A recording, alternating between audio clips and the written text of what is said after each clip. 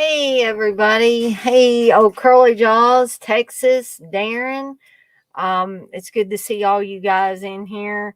I apologize if you see poor old Brandon back there. I'm probably gonna have to get up and help him up a little bit, even though bless his heart, he walked in here just fine. But now he's gotten down on the floor and he probably wants me to come help him. Um, hey Texas. I from what I'm hearing in the or seeing in the chat, hold on, guys. Oh gosh, I hope I don't have to do this. Brandon, come on.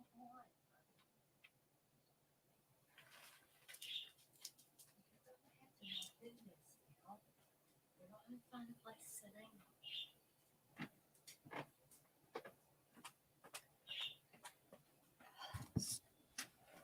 Hey, Blissful. I need to check the show out. Speaking of the show that Darren was on, um, hey Darren, were you doing that with Dirk? Was that something that he was having on his channel? I was just curious.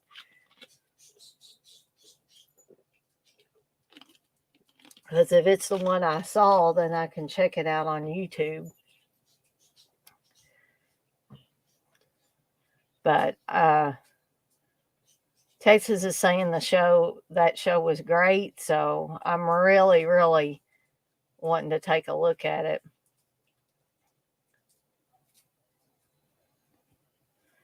Darren, you say next Saturday all on the Schoolgirls in Peril trilogy. Yes, it's on Dirk's channel. Awesome. Okay. Gonna have to check that out as soon as I get time. So hey Mayor, you say, oh no, Uncle Bill is on right now too. Is he? Well, if any of you guys have to skip on out and go over and see what Uncle Bill's doing, as always, it will not hurt my feelings. I totally understand that. I had no idea that Uncle Bill was even doing anything tonight. Honestly, I didn't. I don't make it a habit or anything to look like I'm competing with anybody else. So definitely want to, put that out there in case, some of you guys have to duck out early. But sorry guys, I have some ice cream coming, actually a blizzard from Dairy Queen, and I was just checking to see if it'll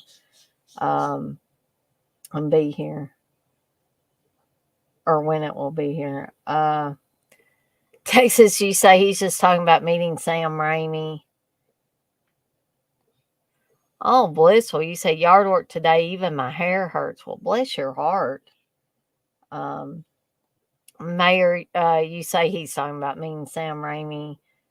I guess he's wanting to kind of expand on it a little bit. He was on my stream last night talking about it for just a little bit.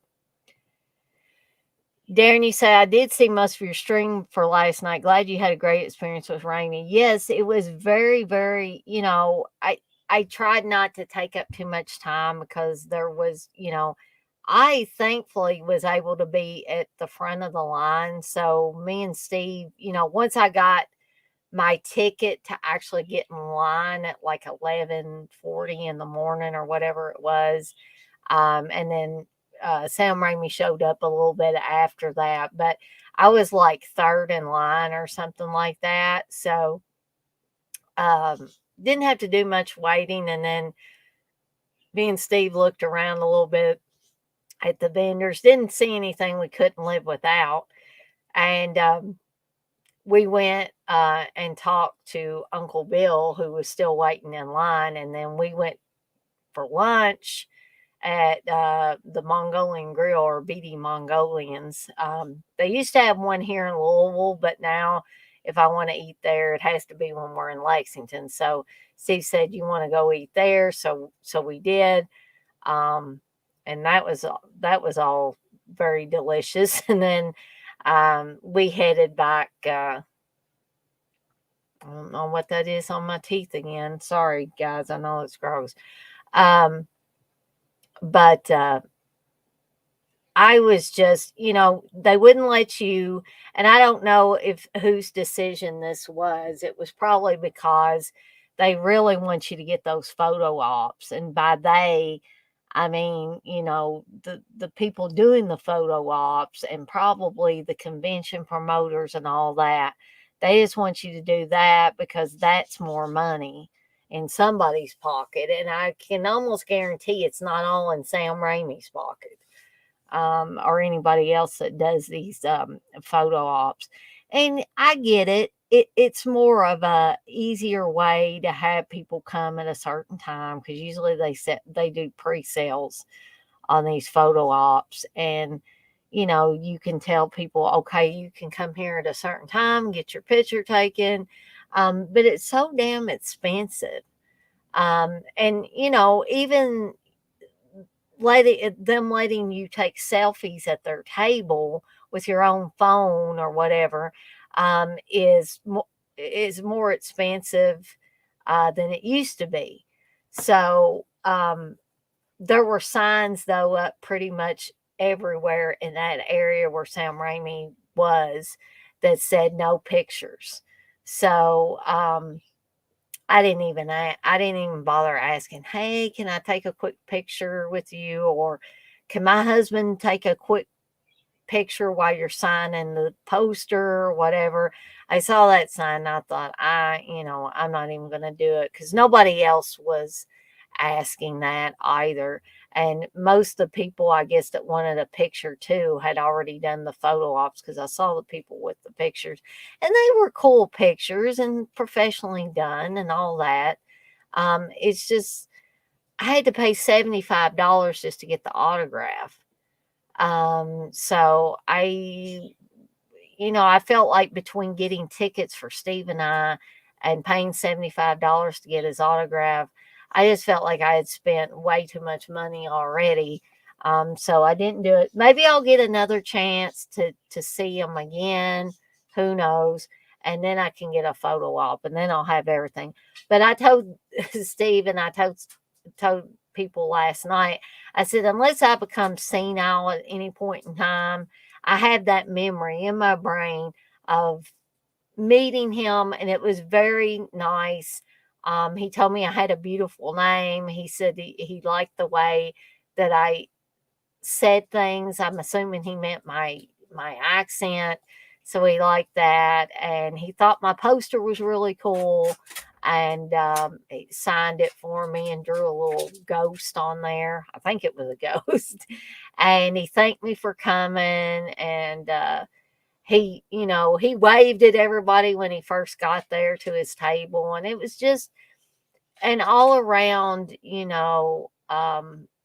very nice experience. And as I said last night, Sam Raimi definitely didn't put on airs. He acted just like a regular person. Like he just he didn't act like, "Hey, I'm Sam Raimi. I'm the director of the Evil Dead trilogy of movies, and I did Spider-Man, and I did a Doctor Strange movie." He did not act like that. He came out there. He said hi and just waved at everybody like we were friends of his that he hadn't seen in a little bit, and just very normal, very made me feel comfortable, and all of that. So I'm Brandon Lee. Sorry guys. Brandon, honey, you're gonna have to let me do this stream now. I want you to lay down and don't be taking over my cords, okay?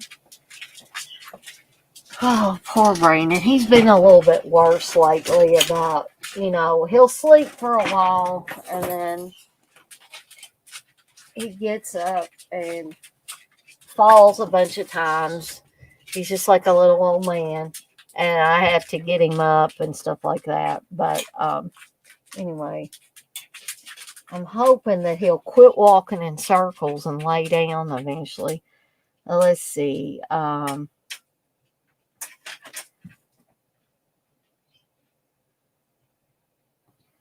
Blair, you say, I'd love to get a photo with all the Dead Pit Radio people, including the Texas chapter.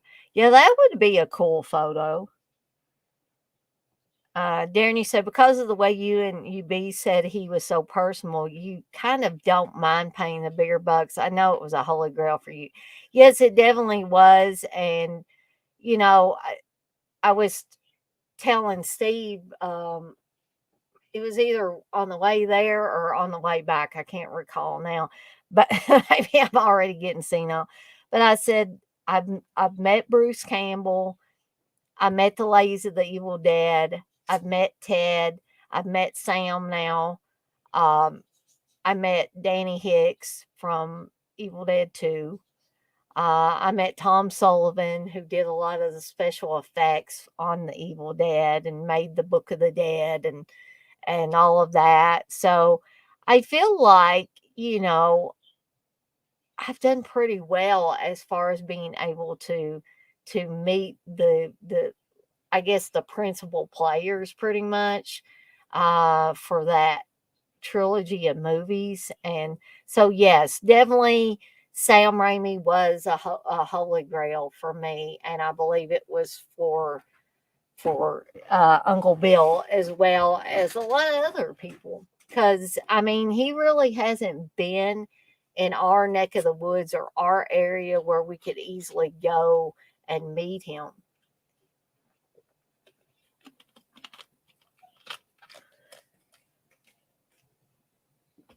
Let's see. But yeah, I get what you're saying. I when you meet somebody and the experiences is as warm as it was with for me with Sam Raimi, um, it kind of makes it all worth it. And I know some people would laugh about that, but you know, I have to say it because it's just how I feel about it. Um, Darren, you say, I hope you both get the chance to meet Argento. He's in his 80s now, but seems in good health. I'm still holding out hope that I will be able to do that one day, Darren, before the man does pass away.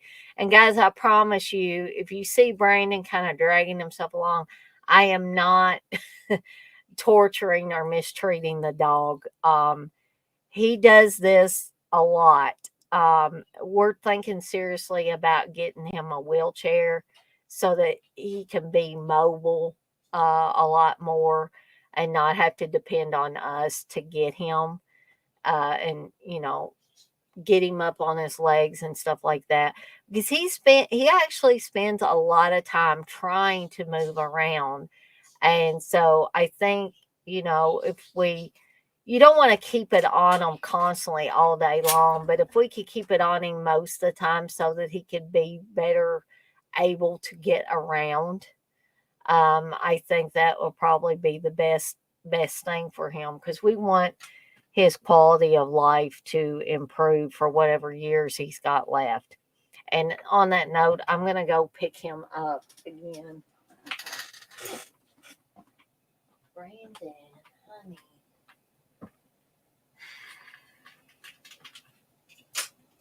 People don't stop coming to my streams because I have to get up so much.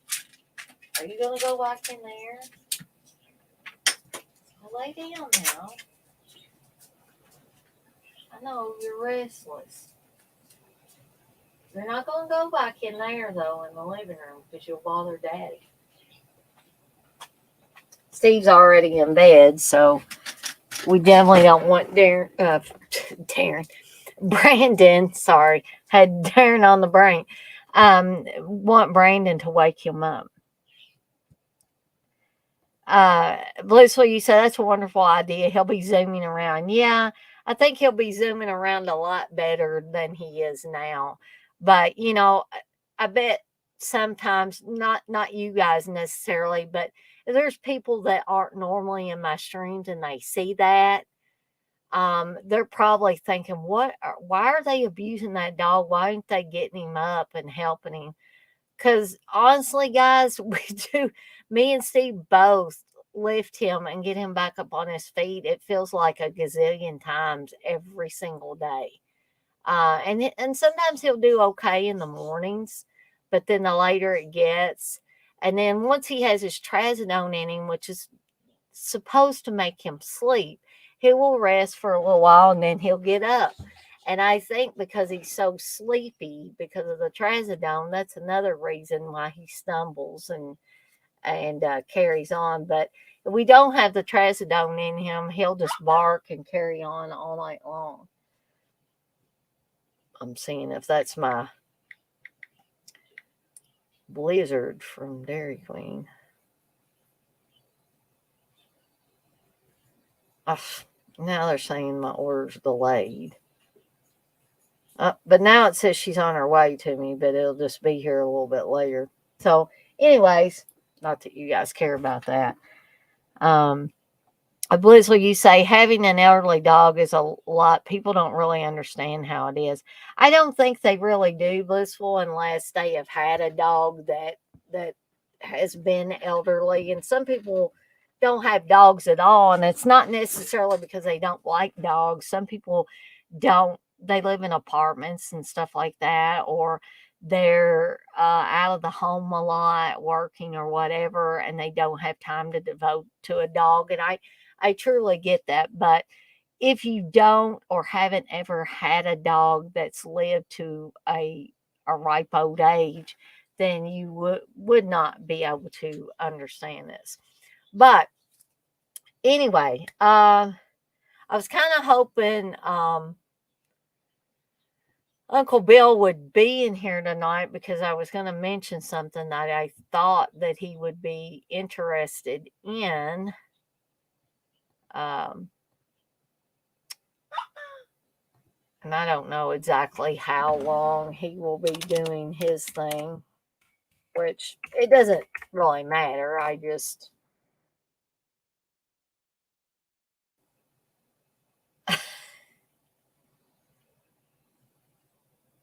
Yeah, he's still. Yeah, there's 88 people watching him talk about Sam Raimi. So, yeah. So, yeah. Anyways. Let me go back to what I was talking about. But anyway, I will put this out here and I'm going to send Uncle Bill a text about it anyway, because I mentioned it last night. But I think, now, of course, Monday, tomorrow night,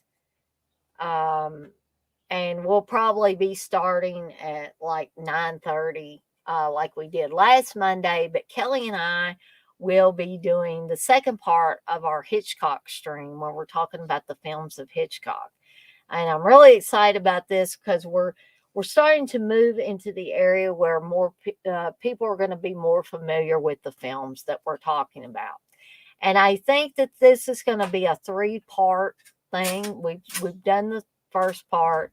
Now we're going to cover some from the 40s to the early 60s, which that is definitely going to include Psycho, of course. And it's going to include Strangers on a Train. And like I said, a lot of people are going to be more familiar with the ones that we're going to be talking about tomorrow night as opposed to the ones we were talking about originally. I'm hoping we encourage people to maybe seek out some of those older films, especially the silent ones, because I did really get a lot out of ones like The Lodger and Pleasure Garden and all of those ones that I was able to watch that we talked about last Monday. So we've got that coming up tomorrow night at around 9:30.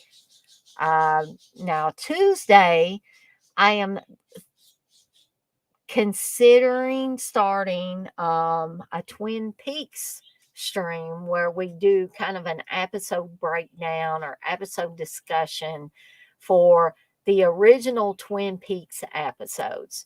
And I haven't looked and saw how many of them there actually were. But Uncle Bill did say he had an interest in being on those streams with me. So I'm going to try to touch base with him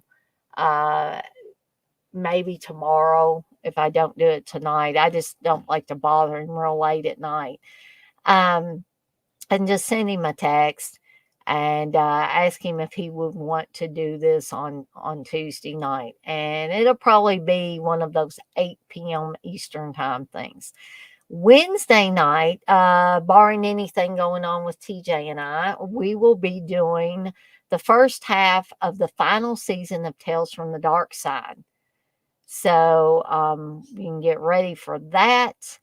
And beyond that, I'm not really sure, other than uh, this Saturday's watch along will be for April Fool's Day. And that's the original April Fool's Day from 1986, um, with Amy Steele on it. Um, and uh, and also both Deborah Foreman and Deborah Goodrich. So you will be getting a double watch along this weekend because it's the first weekend of April. So Sunday, I will be doing a watch along for City of the Living Dead, aka The Gates of Hell. So Friday, I probably won't be doing anything because usually I take Fridays off from doing these. Thursday, I'm just not sure. Maybe I'll do something, maybe not. I'm just not 100% sure on that. But that is all the things that I know are coming up in the next week.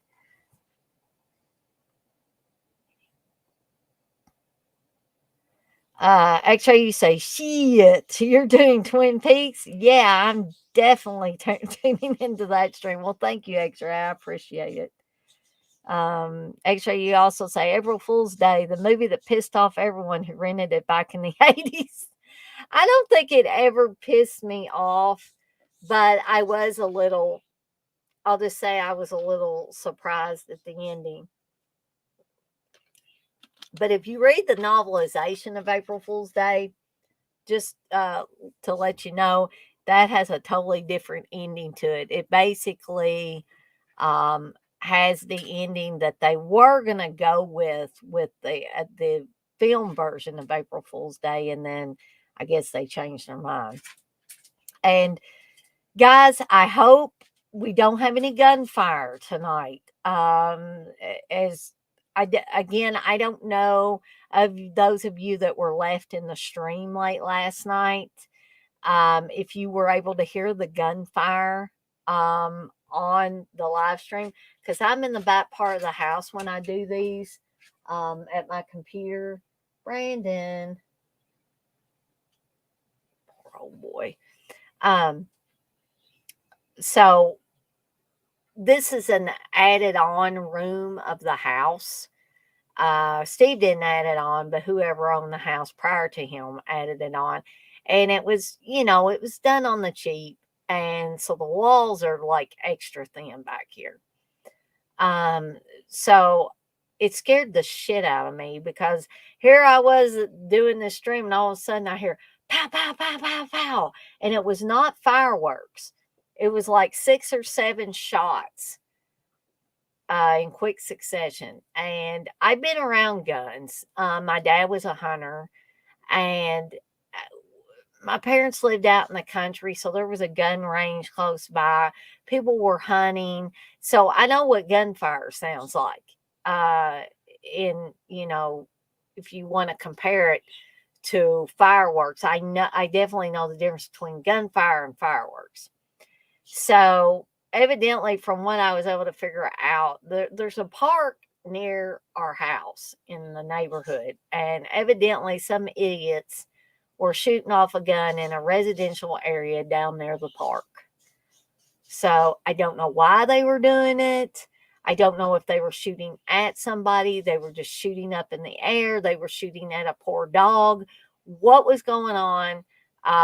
So I'm just hoping that does not, we don't have a repeat of what happened late last night.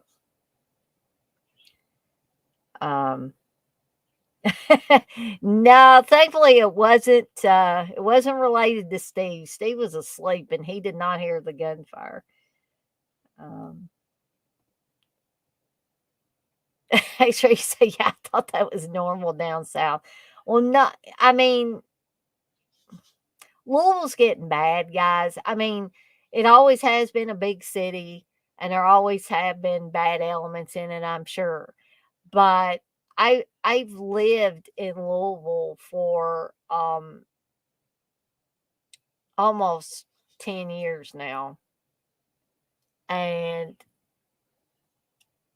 I did not notice the gunfire thing, happening, in different areas around Louisville that much when I first moved here.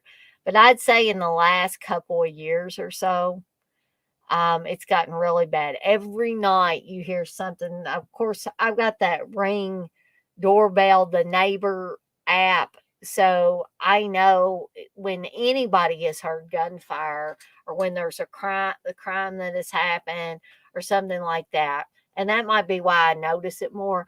But in the almost 10 years that I've been here, never have I heard gunfire that close to the house. And then, of course, my dogs wanted to go outside, and I was scared to death for them to go outside, because I didn't know if these crazy asses were shooting at animals, shooting at poor dogs, if they were shooting at people. Like I said, I don't know if they were drunk and they were shooting up in the air, what they were doing and why they were doing it, but it definitely scared me. Actually, you say, when I hear it here, it's usually something bad that's going to be on the morning news.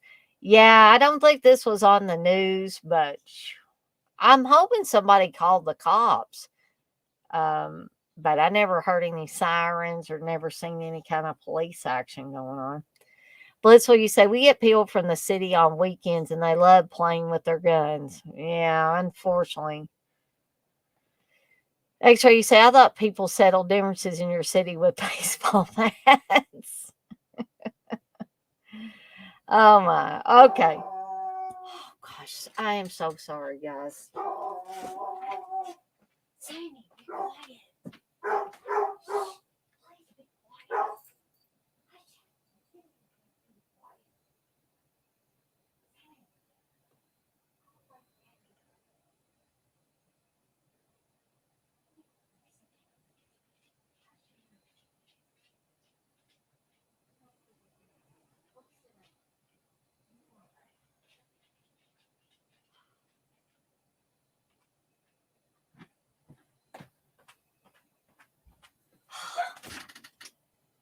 I am so sorry, guys. This is just like, this has been this way for like, well, it's definitely been all weekend every time I get ready to do something.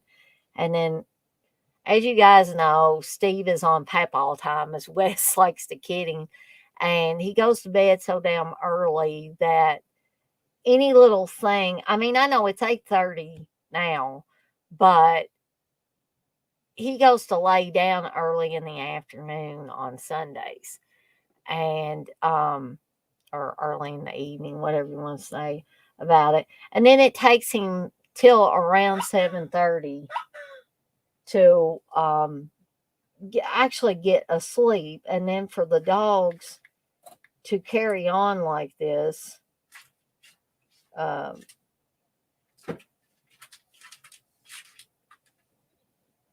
right when he's getting into his good sleep mode. um,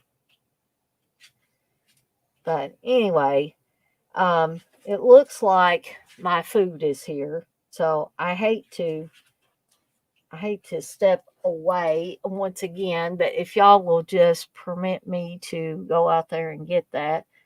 Uh, Actually, you said I need to call Buford T. Pooser or however, Pusser, however you pronounce that. Yeah, I get you. So I'm going to mute my microphone so you guys don't hear any extra noise, and I will be right back.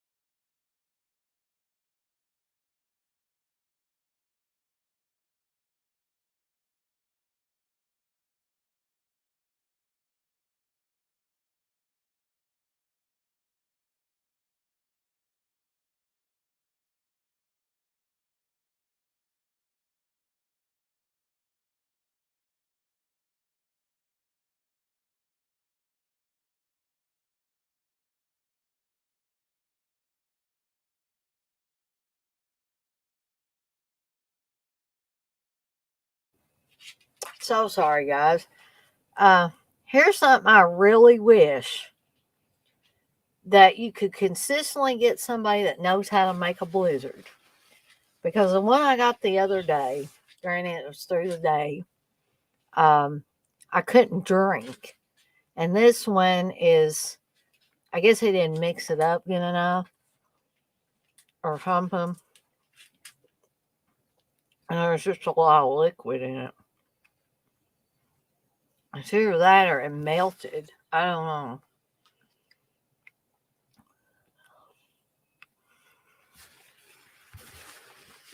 But it was dripping all over the side. I filled it up too full as well.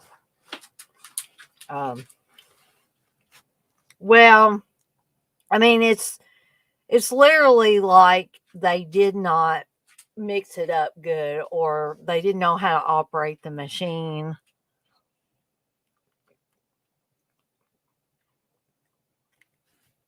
Or something, which is why I'm going to stick it in the freezer for a little bit.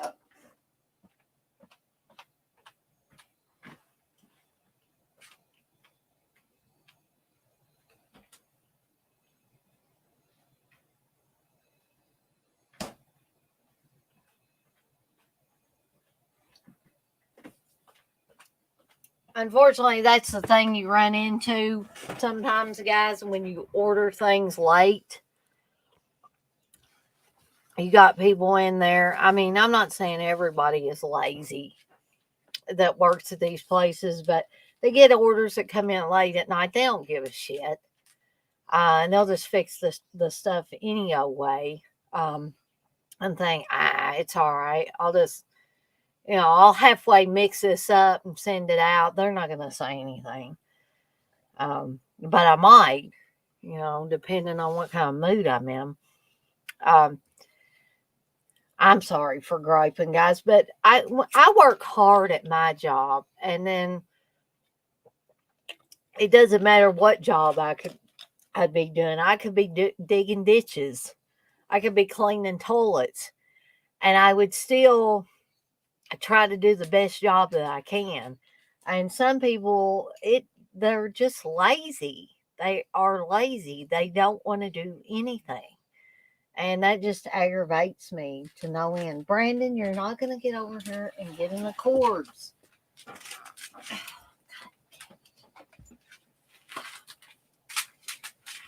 Please go somewhere and lay down.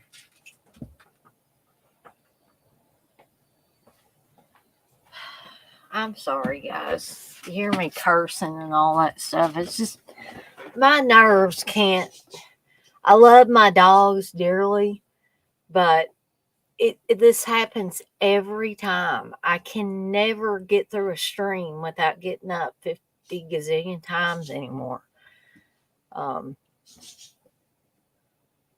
just hoping Brandon will rest. Hey, Rooster.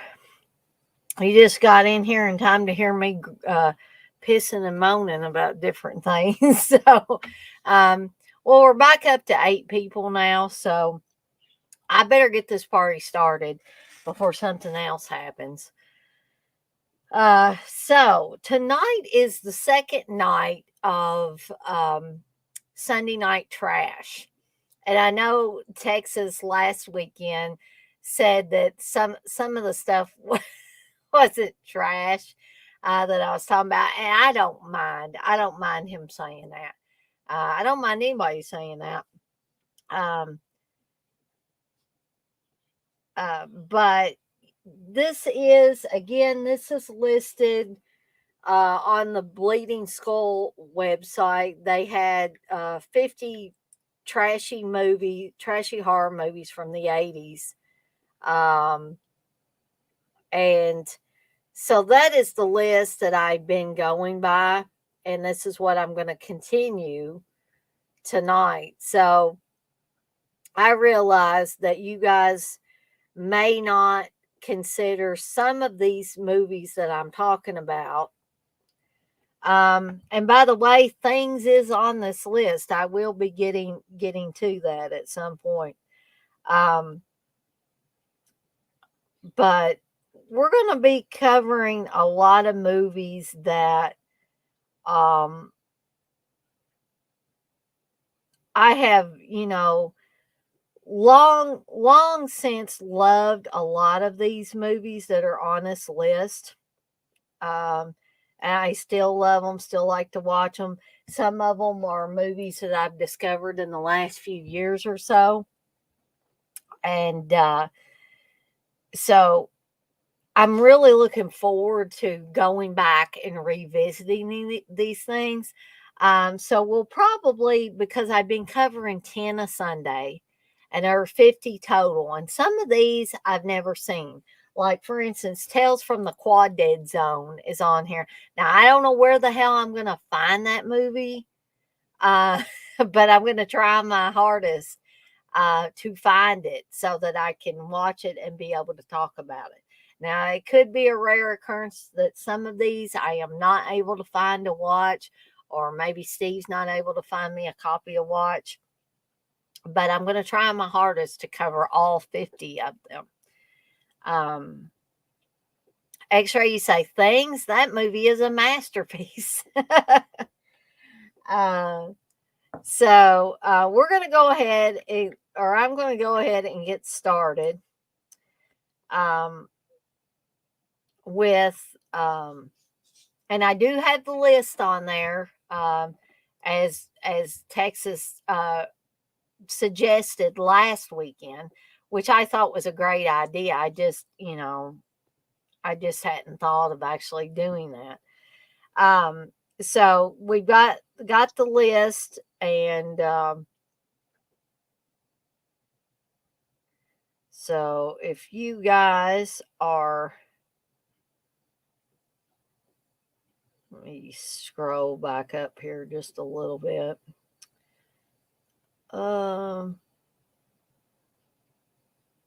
All right. So the first one we're going to talk about tonight is The Uninvited. The Graydon Clark, 1988, or as it says on my Vinegar Syndrome release, 1987. I'm going to give you a little bit of plot synopsis for The Uninvited. I really like this movie. I don't think Steve likes it as well as I do, or even at all.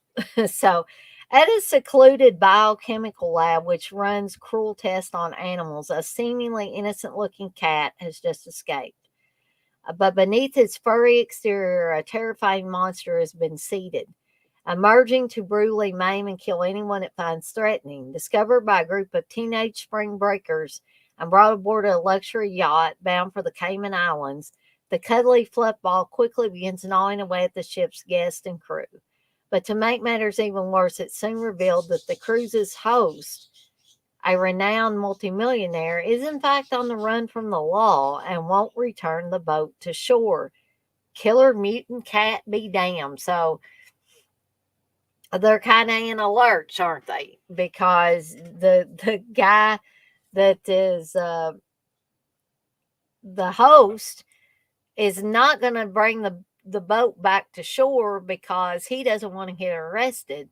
He doesn't care if this mutated cat is running around killing everybody. So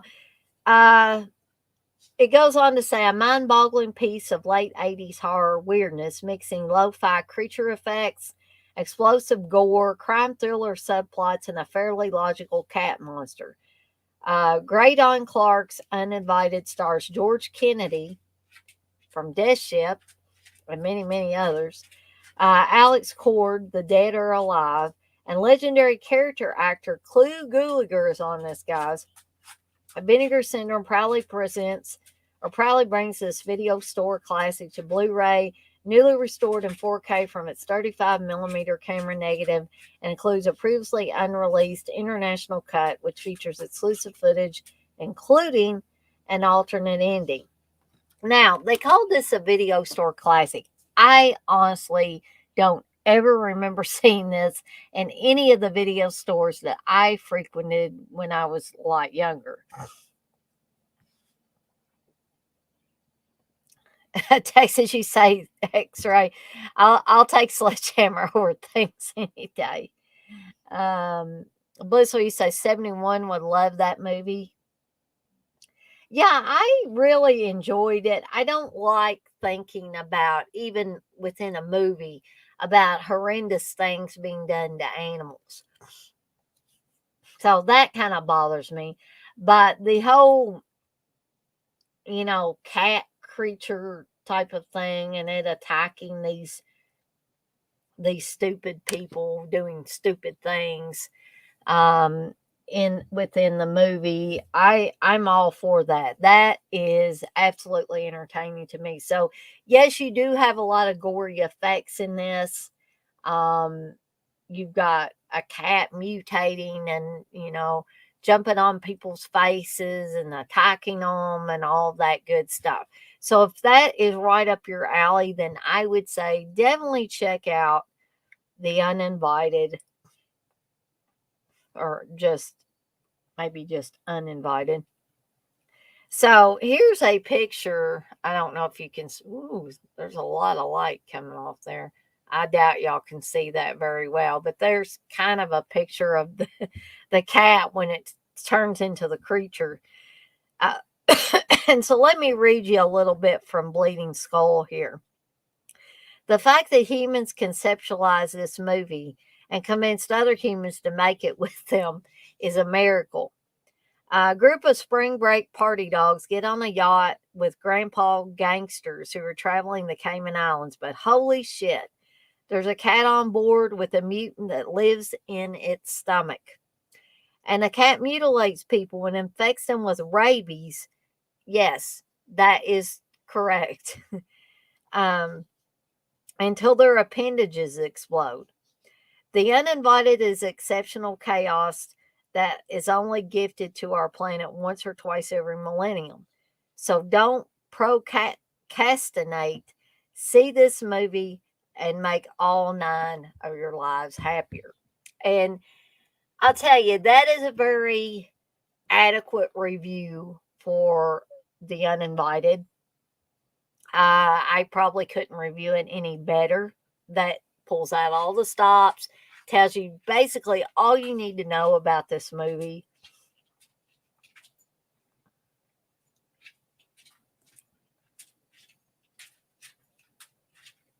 Texas, you say, yes, she would, as you cross it off your list. Blissful, you say, Texas, I honestly thought Crouton was a real cat. So if you have not seen Great on Clark's The Uninvited, I highly, highly recommend it, as long as you're not put off by, you know, uh, the cat becoming something else, this cute little kitty cat that gets on a cruise ship and then mutates into something horrible and attacks people. As long as that does not bother you in such a way that you're not going to be able to sleep, or it keeps coming back to haunt you. And I'm not kidding about this. I'm just saying, really, some of this stuff that is in some of these movies will bother people. So I just like to give that warning. So Brandon Lee, oh my gosh, I wish he would get some sleep. So anyway, this is The Uninvited. This is a Blu-ray from Vinegar Syndrome. They might still have some left if you're interested in getting it. But again, as I always say on these things, do not just rush out and spend your hard-earned money on it. Try to find a for free version if you can, and watch it that way first. And then if you think, gee, this is a movie that I will watch more than one time, and I want to buy it, well, then definitely check out Vinegar Syndrome site, or check out, I may have gotten this actually from Amazon. So you might want to check Amazon. Guys, I'm going to have to pull him away from my cords again. Brandon, come on. Okay, guys, Brandon is wet again, so I'm going to have to mute my microphone and get him another wrap to put on. So sorry.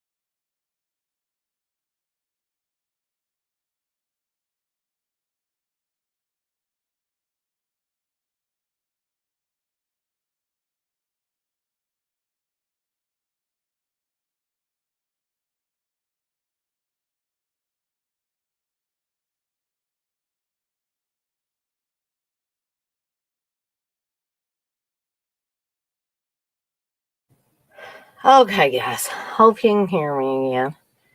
So, moving right along is I have I hear him getting up again. Um, the arrow release of Slugs. This has always been a favorite of mine. And this was directed by Juan Piquer Simon or Simone, however you want to pronounce it, or JP Simone. Um, this one came out, I believe, in 87. And Juan Piquer Simone was the same director of Pieces, which is another movie that is on this list that I will be talking about at a later date. So, what is Slugs about? Well, let me give you a little plot synopsis. From celebrated Spanish director Juan Piquer Simone, the man behind the truly demented slasher flick Pieces from 1982, comes a terrifying tale of mutant slugs on the rampage in small town America. The townsfolk of a rural community are dying in strange and gruesome circumstances. Following the trail of horrifically mutilated cadavers, and resident health inspector Mike Brady is on the case to piece together the mystery. He soon comes to a terrifying conclusion. Giant slugs are breeding in the sewers below, and they're making a meal of the locals. Based on the novel by acclaimed British author Sean Hudson, and I believe I read one of Sean Hudson's books years and years ago. Not Slugs, it was something like The Skull or something like that I read, and I remember it being really good, but gruesome though. Um, Slugs outdoes its creature feature peers by adding an extra dose of gross out gore into the equation, culminating in one of the most squirm inducing animal attack movies ever to slither its way across screens. And guys, this one has it all, including a scene where a guy is not really feeling too good. Okay, kind of like the scene in Shivers where the guy's laying in bed and his you see his stomach lurching and stuff like that. This is not quite so graphic before the really graphic stuff happens, but um, he's complaining that he doesn't feel well, and um, I think he's got a headache or something. Brandon's going to refuse to lay down tonight, I think. Um, so he ends up going. I think his wife asked him to maybe stay home, but I think he's having this business lunch, and he's like, "No, no, no, I got to go to this. It's important." And he goes to it, and right in the middle of the lunch, he starts kind of screaming and holding his head, and his head basically implodes, and all these slugs come out. That has got to be one of the most fantastic scenes I've ever seen in a horror movie. And I, you know, Slugs, in my opinion, gets one of the highest recommendations um, that I can give these movies. So if you have not seen Slugs, I highly, highly recommend this one. Again, please don't run out and buy it. Don't spend, any of that hard earned money. Try to find a for free version first. And I'm also going to read you the review from Bleeding Skull. It starts off, I like to think of slugs as snails that have lost their houses. They're just slithering their way quietly across some grass looking for some lettuce to call home. I like that slugs leave an adorable slime trail and have cute antennae that shrink when you get near them. But deep down, I know that slugs are vicious monsters capable of decimating a small town. They slaughter unsuspecting gardeners, devour naked lovers, poison people's salads, and even kill unsuspecting hamsters.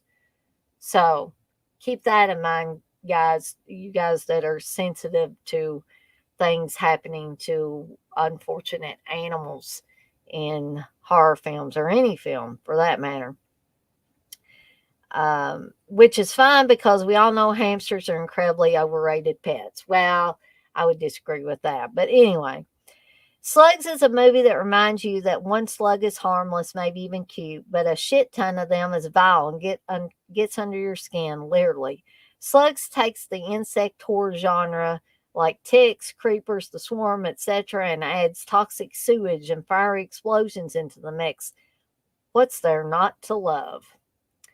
And I could not agree more. There's a lot to love in Slugs. Um, and again, this gets one of my, of course, take what I say with a grain of salt, but it gets one of my highest recommendations as far as horror movies. Okay. Just look at the cover of this damn thing. I mean, that would be enough to make me want to get this one right here. This was another one I don't ever remember renting. Actually, it was one I discovered later, like way past my video rental days. And I don't know how it's another one I don't know how it slid under my radar because Pieces was one that I definitely rented and definitely saw many, many times. Um, X-Ray, you said Brandon wants to hear about shitty movies. Well, I wish that's what he wanted to do, but I think it's just more of that restlessness that he has where he's unable to get any rest because of the mobility issues, what's going on in his head. We think he's not seeing well, so it's just a combination of things. And I try not to get upset with him because I know he can't help it. I love Shivers too, Texas. That is a fun one. Yes, X-Ray. I have seen Bugs from 1975, and I like it. Interesting little movie. I actually I believe I have it. I believe I own this one.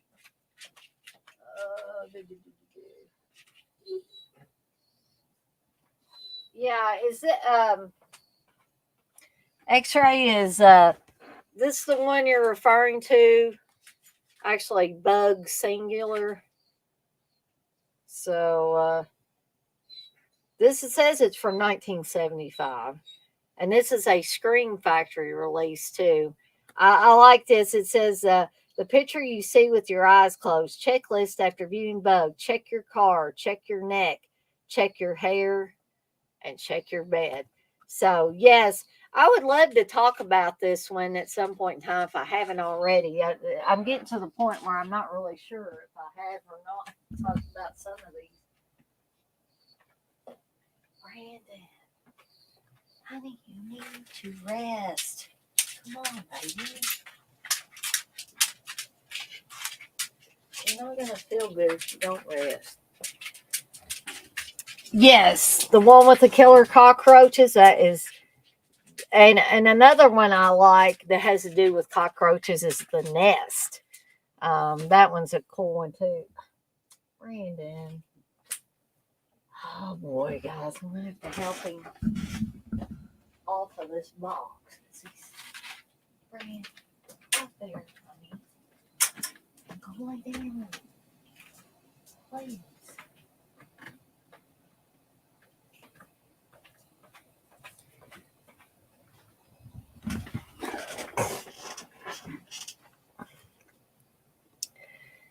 Texas, you say, I think I did, but it was ages ago. Blissful and I watched Squirm, the Mystery Science Theater version, but we're going to watch the regular version soon.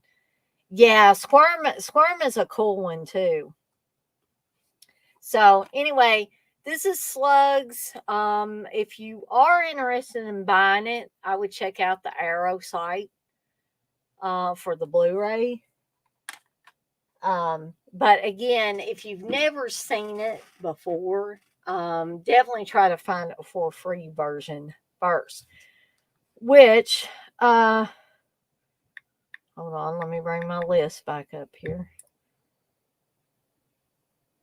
So, this brings us to one of two movies that have to do with gyms or aerobics or, things to do with exercise.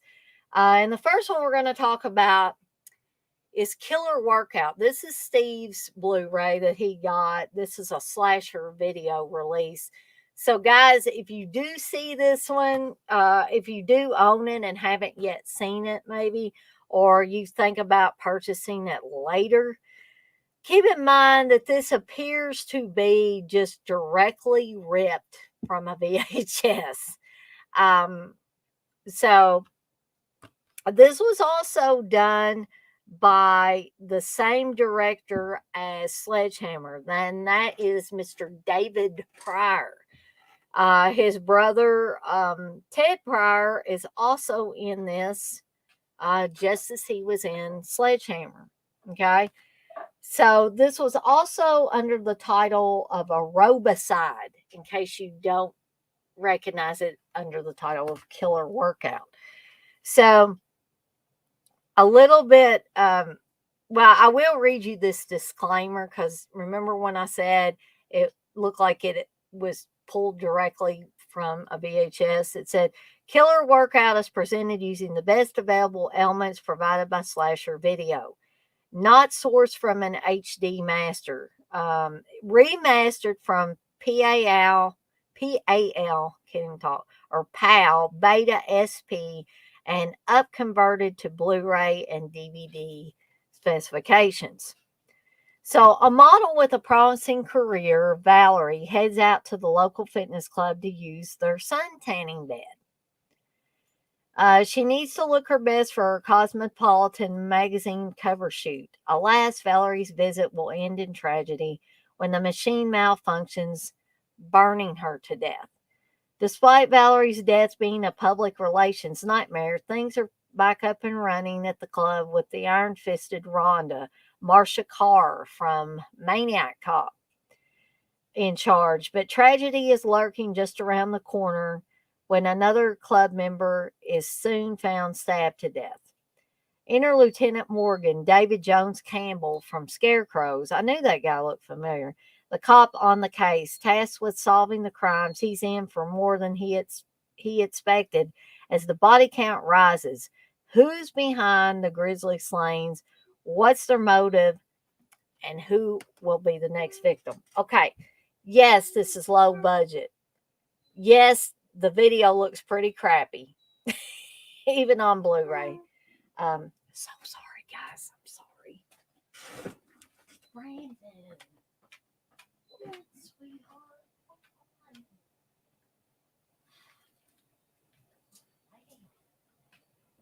Please.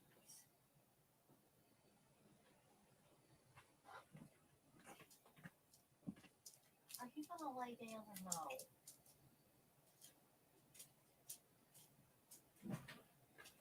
Brandon, you're not getting back in there because you just bark and cry and put me down. Oh, please. I'm gonna block you off and not let you get back in here if you don't stop.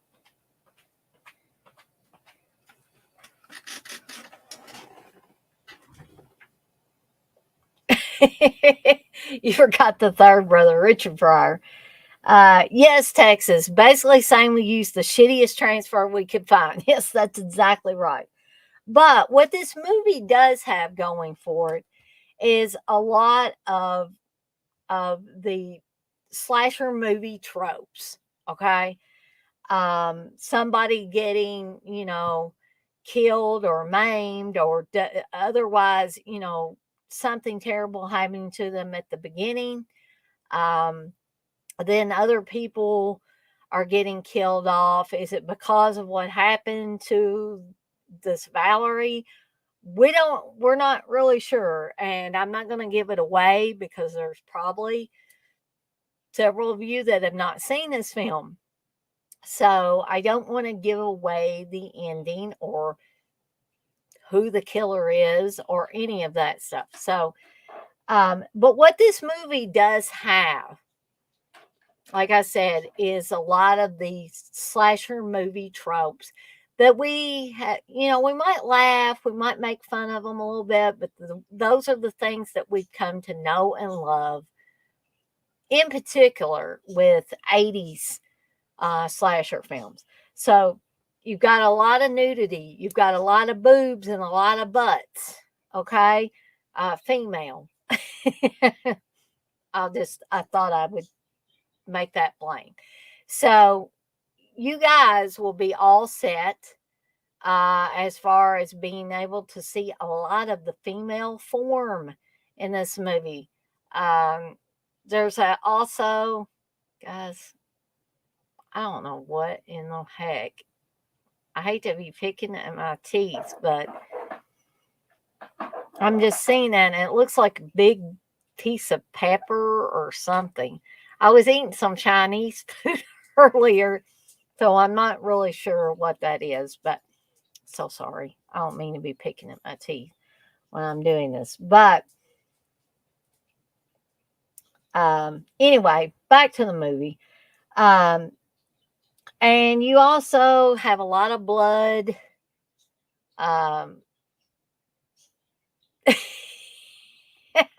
Actually, he said the female form.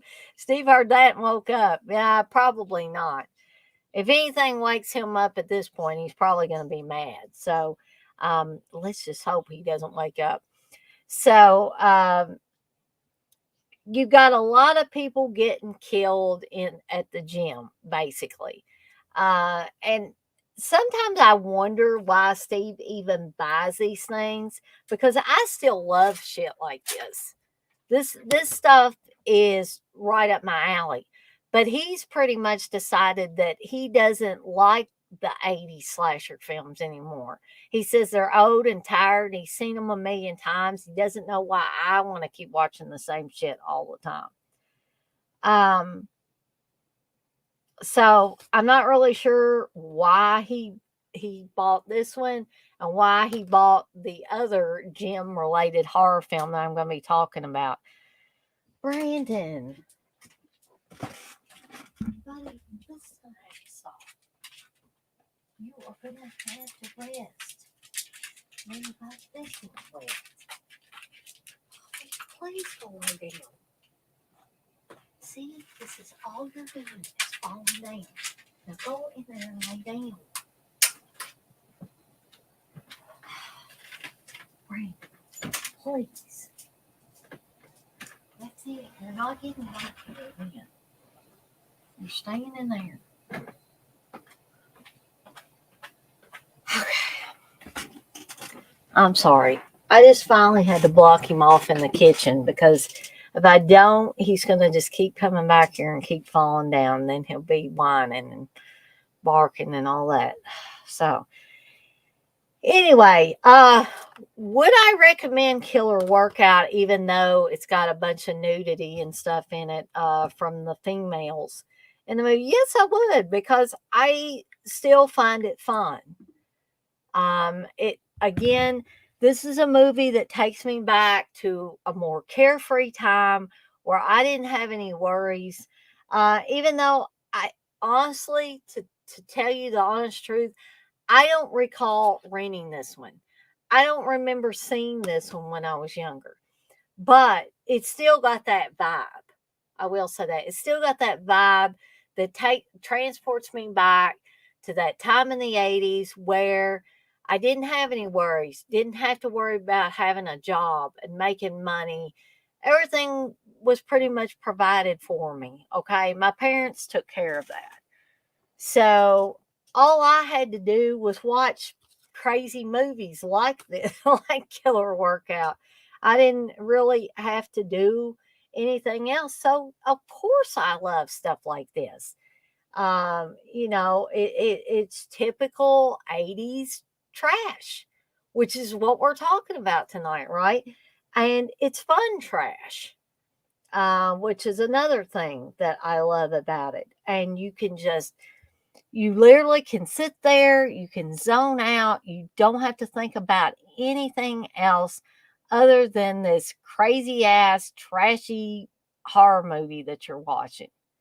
And it doesn't matter if it doesn't make 100% logical sense, or at least it doesn't to me. So, again, I'm going to read the review or plot synopsis that Bleeding Skull gave for Killer Workout. Spandex, sweat, open mouths, leg warmers, formidable synth pop, and people in the throes of sexually aggressive aerobics while a maniac with a giant safety pin. And yes, you heard that correctly. A giant safety pin is the weapon. Terrorizes us all. Shot in Hollywood by David and Ted Pryor, Sledgehammer, Killer Workout kicked off an entire subgenre of fitness slashers. One of those we're also going to talk about, which includes Slash Dance and Dance or Die. And those are not the two that I'm going to talk about tonight. But nothing that followed came close to the ass-shaking, unequivocal ridiculousness of this movie and its aerobicizing swag. So, guys, if you want to sink back into the fashion that was the 80s or, late 80s, 87 in this case, if you want to see the leg warmers, if you want to see the, like they say here in Bleeding Skulls review, the ass shaking. If you want to see sweaty boobs or wet boobs when they get in the shower, then you will be in utter heaven with this. Plus, the weapon of choice again is a giant safety pin. And again, I am not kidding about this. This is the killer's weapon of choice. Okay. So there is Killer Workout. Check this one out for free version at first. And then once you've decided that you'd like to watch it multiple times, then of course you could think about purchasing it. All right. Which brings us to Garbage Day and Silent Night, Deadly Night Part 2.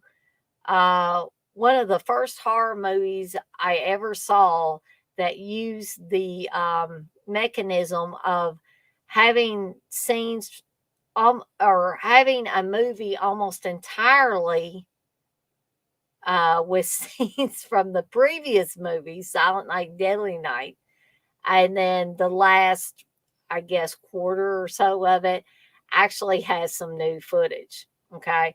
There's been other movies that have done this, but this was a first for me. Silent Night, Deadly Night 2 was the first one that I remember doing that.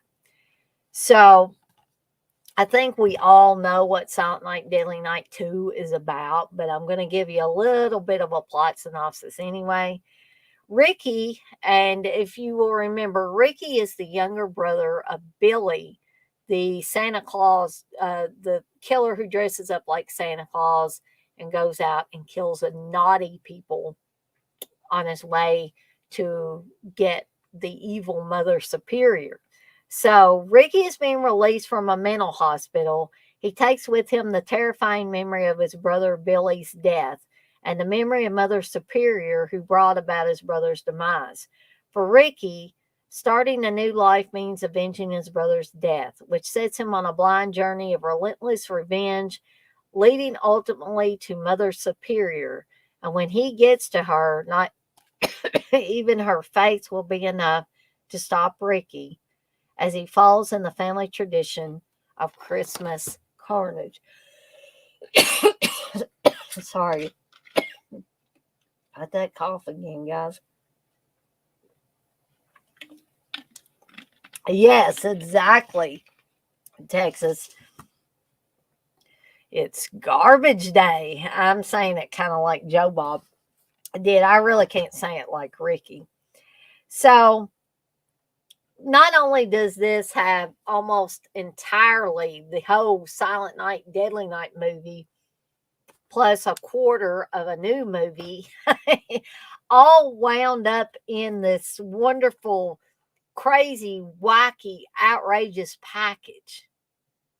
Not only do we have that, but we have Eric Freeman and Eric Freeman's insane eyebrows and insane eyebrow acting.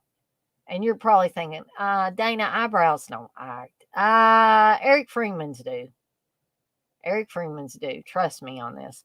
And I've lost all but 3 of my people. So I started out kind of strong with like 8, and now I've just fell off. So I don't know if me having to get up with Brandon so much and everybody said, screw it, I'm just getting out of here. I'm not fooling with this anymore. I'm hoping, guys, that things calm down for me in that department where I don't have to get up and down quite so much. I wasn't doing that a few weeks ago. It's just been like the last week or so that it's been really bad. Um, so anyway, back to Silent Night, Deadly Night 2. Elizabeth Caton is also, or Caton, however you pronounce it, is also in this. Most of you guys will remember her from Friday the 13th, part 7.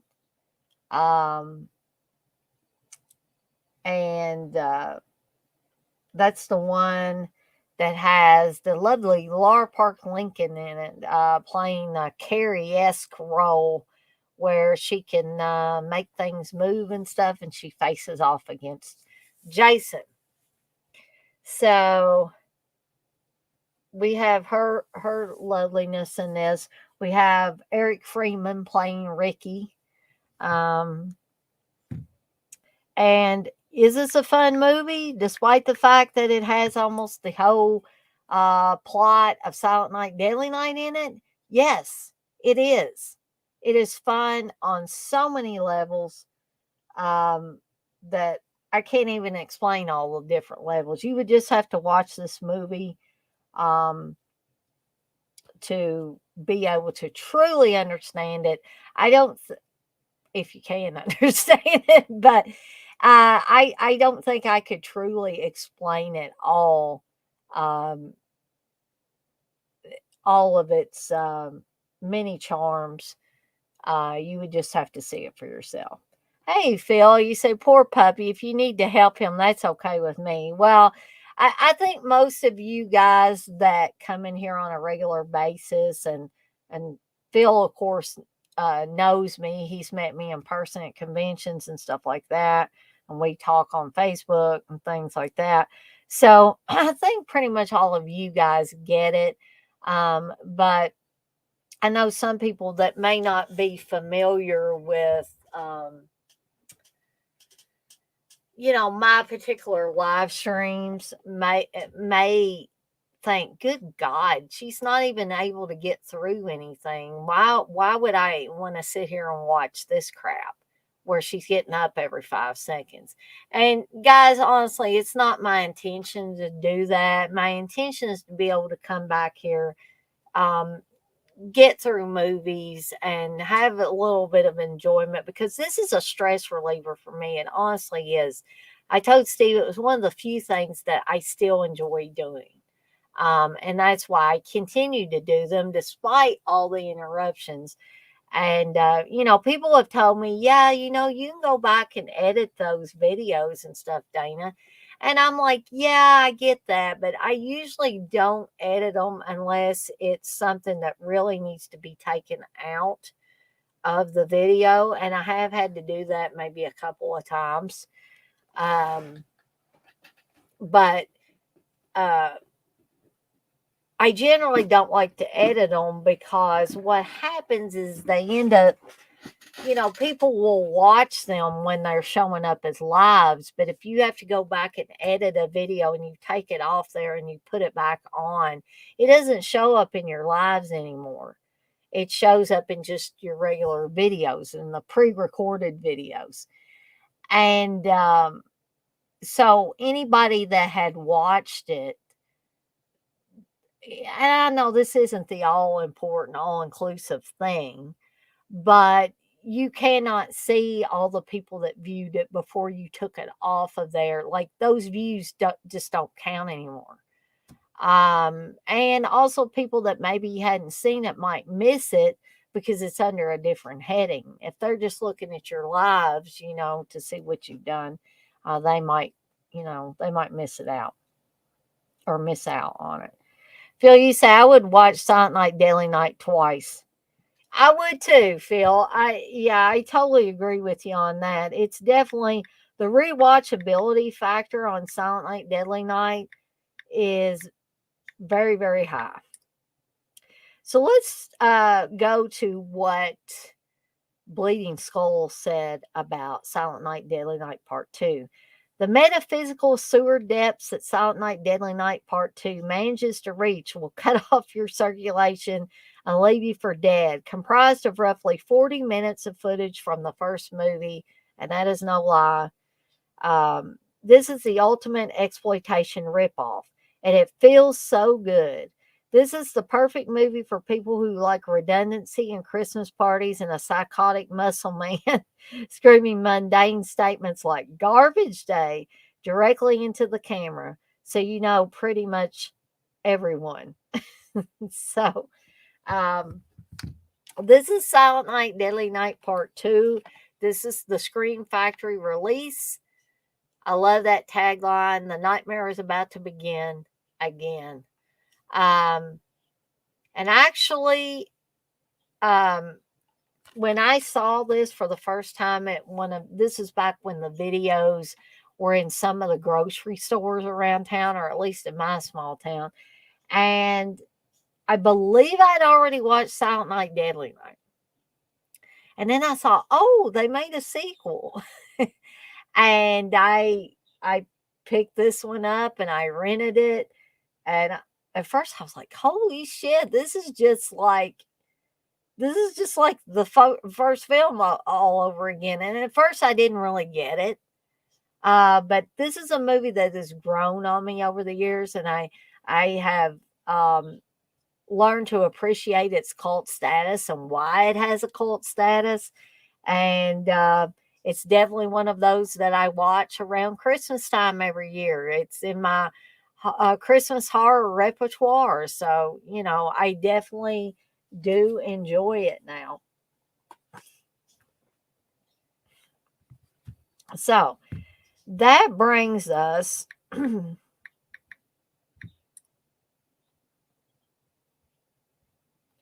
to the next film, which is 1983's The Deadly Spawn, Earth versus the Ultimate Eating Machine. This is an Elite Entertainment release.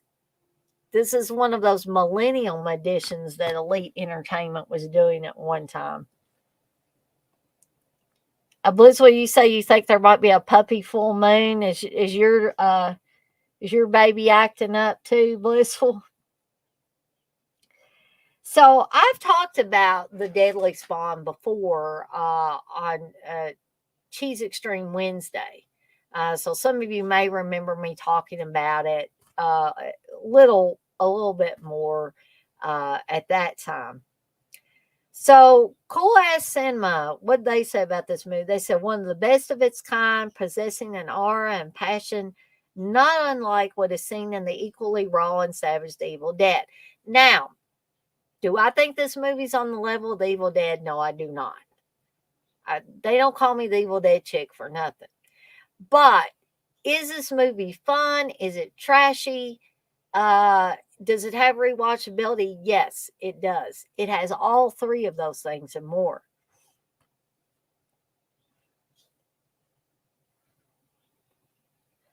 Oh, I looked at that. I thought that that's what you meant, Blissful, but I'm glad you said that. Uh, or you corrected yourself. You say, yes, he's deaf and blind over at the neighbor's herding kittens. This is the second night. Oh, bless his heart.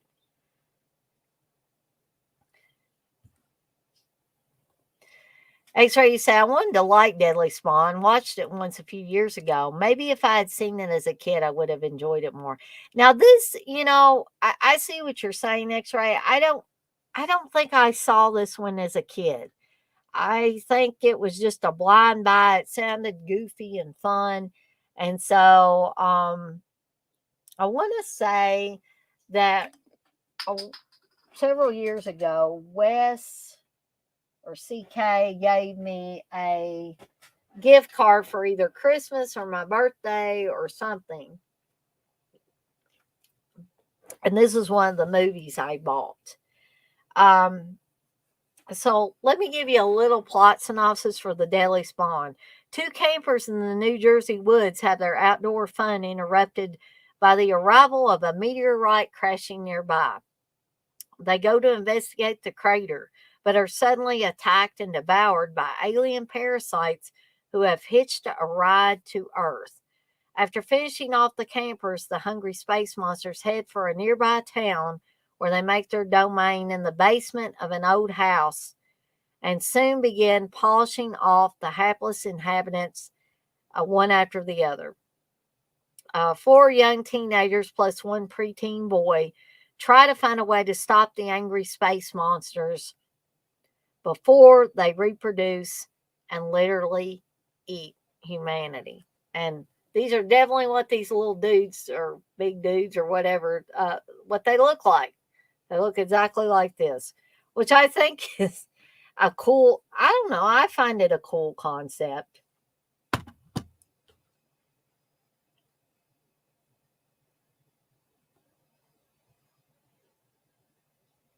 But so you say automatic hates me, lol. X-Ray, you say, I like the ending. Didn't it have some sort of unofficial sequel? Yeah, I'm thinking it did, X-Ray. Um, and I'm trying to remember what it actually was, and I can't remember now. But, oh, excuse me, sorry. But I was thinking in these bonus features on here that the producer may have talked about Ted Bohus, or how you pronounce his name, may have talked about that.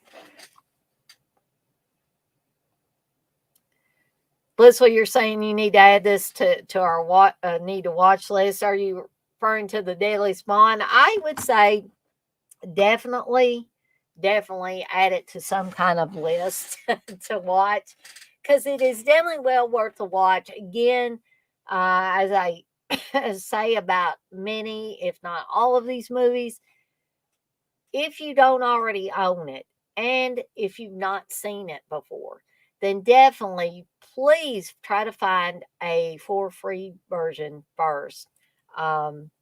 It could be on, oh my gosh, so sorry, guys. It could be on YouTube, it could be on Tubi. There's a lot of different avenues that you could try to find a for free version. But yes, this is a lot of low budget gore, a lot of low budget monsters, but I have a lot of fun with this one still yet. I could watch it anytime. I usually don't like to, watch it and real quickly turn around and watch it again. But if I wait a little bit and then watch it again, it's almost like watching it fresh. So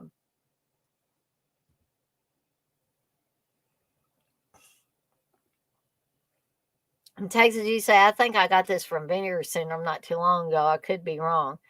Yeah, that's definitely a possibility, Texas. Whistle says, Texas, you're rarely wrong, you brat. Hey, Dirk, you say, hey, Dana, I just woke up. Damn, I'm old these days and ain't getting no younger. I understand, Dirk. I fall asleep at the drop of a hat anymore. It's a wonder I'm awake even to do this. But I really, really wanted to do it. So let's move on over to the review that Bleeding Skull gave for this masterpiece. What's better than watching a movie with a vagina shaped alien? Now, I didn't really think of that till I was reading this, but yeah, I guess it's vagina shaped. Alien dismembering humans in a basement during a thunderstorm. Nothing. Unless, of course, the movie in question was made for less than the price of a used washer and dryer combo. Crammed with ambition, unbelievable practical effects, brutal gore, and a scene where senior citizen vegetarians are consumed by little beasties, and they certainly are. The Daily Spawn builds a special self contained universe that holds no ties to rational thought. If perfection existed, this movie would eat it for breakfast.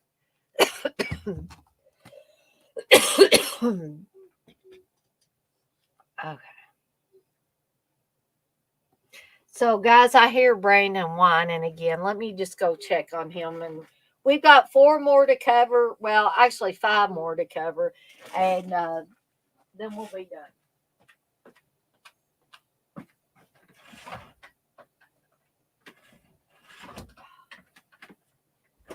Brandon.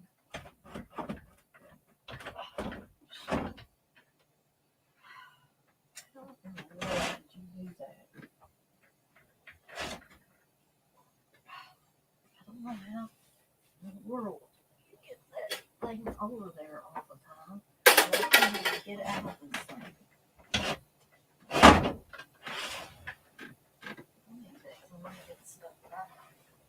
What is it? I'm almost done.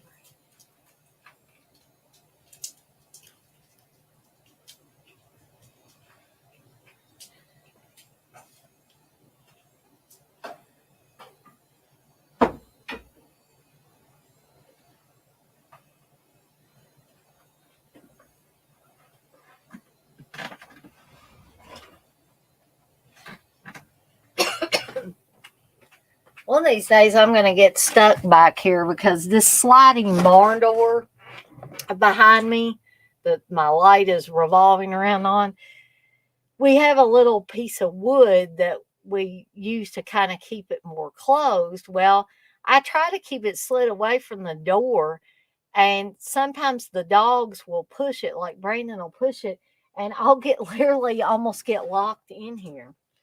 But anyway, let's go back to the movies. And the next one I'm going to talk about is the other gym related horror movie, and that is Death Spawn.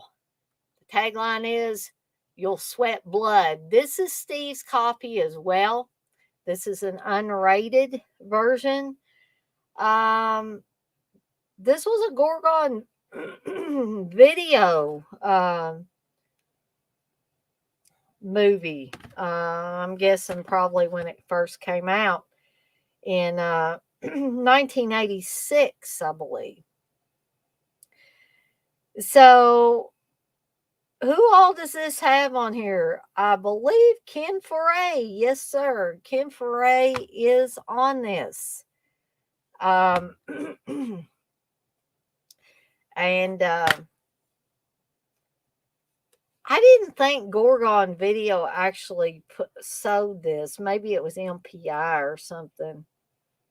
But there was a Gorgon store, so I probably have to ask Steve where exactly he got this, because I can't remember at this point. I think you can get it from Amazon, because I think I had it in my save for later items. Texas says, "Hey, mofos, hit that like button." Yes, sir.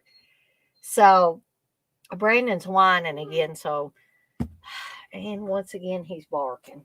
Sorry, guys. I'm going to mute the mic this time.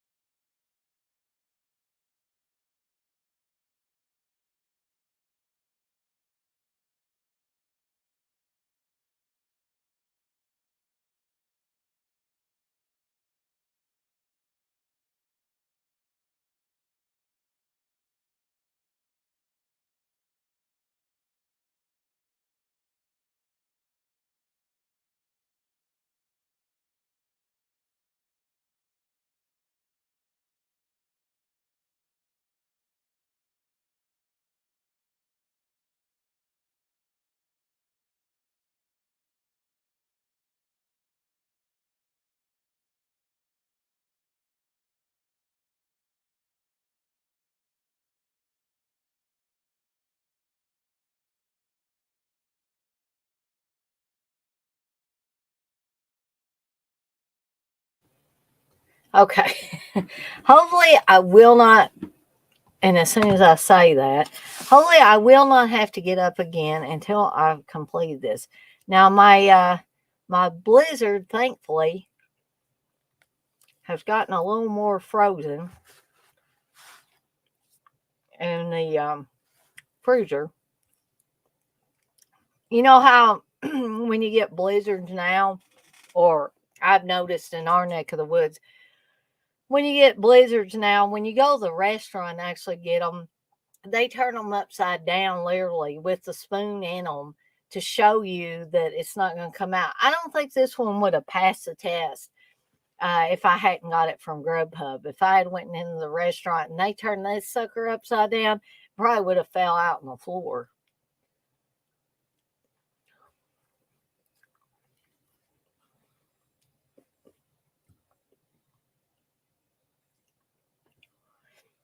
Yes, Texas, I believe Death Spa is on Shutter. I know because I was watching it the other night. I'm not sure what others it's on, but I do know it's on Shutter.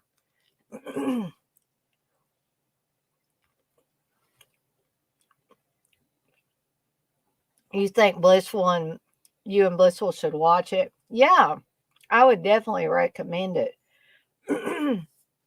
And I'm going to tell you why here. So, a little plot synopsis for Death Spa. And again, this is one Steve bought. I don't know why. He seems to hate these kind of the very same kind of movies now. So I'm not sure. So the new fitness club in town has everything a health nut could ever want. A variety of workout machines, classes taught by friendly and frisky instructors, and a state of the art computer control system for maximum client comfort. Unfortunately, it's also possessed by the evil spirit of the owner's dead wife. And before long, every dumbbell, leg press, and rowing machine becomes a deadly weapon for her to enact bloody revenge on the club's beautiful members. So if you're looking for a real workout from hell, enter Death Ball, a new exercise in terror. And this is directed by Michael Fisher, who I am not familiar with. Um, Maybe some of you are familiar and know if he did anything else.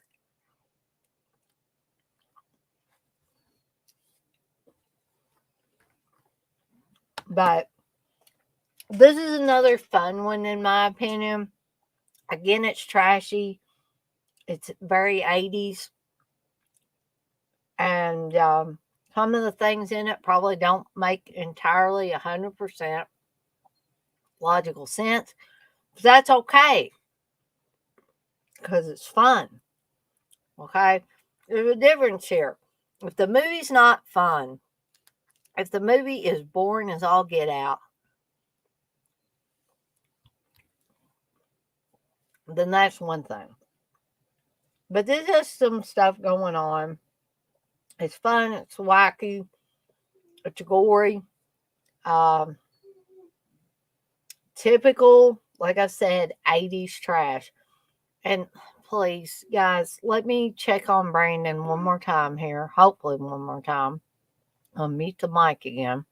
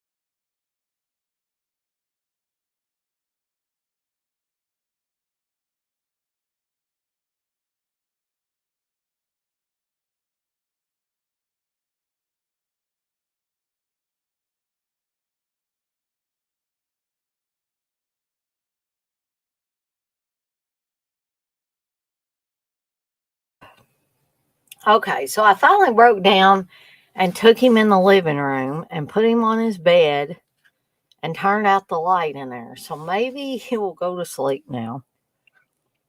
I hope so. Anyway, so anyway, back to Death Ball. Um, sorry, my voice is going. It should be a sign that I've talked way too much, but I don't listen to it, do I? So let's see what good old Bleeding Skull said about Death Ball. This is the irrational workout themed Nightmare on Elm Street ripoff that you've been waiting your whole life to see. Michael owns the Star Body Health Spa. It's a very futuristic place because the computer runs the spa. Star Body is played by an unseen supernatural force which causes graphic gore, full frontal nudity, and leotards to erupt in flames. All these things are certainly true of this movie. A guy's face falls off while making out with a girl. Another guy gets ripped apart by a workout machine. A girl blows up while staring at a mirror. These are still all these things happen with still 40 minutes left to the film. Okay. So you gotta watch this one, right, guys? Um I didn't get a chance to rewatch it, but I I took a look at part of it on Shutter the other day.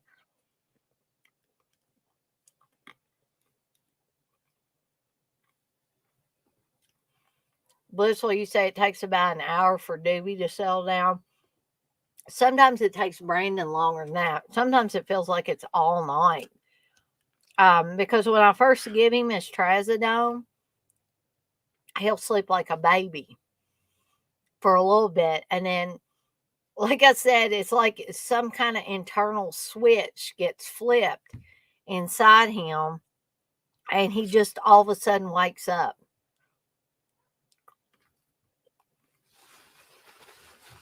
And like I said before, it seems to happen every time before I do a stream. And it doesn't matter what time I do a stream. I could do something at 5 in the afternoon or evening, and he'd pop up like that. Um, yes, Texas, this is a definite watch. Uh, I can't say enough about how outrageously fun Death Ball is.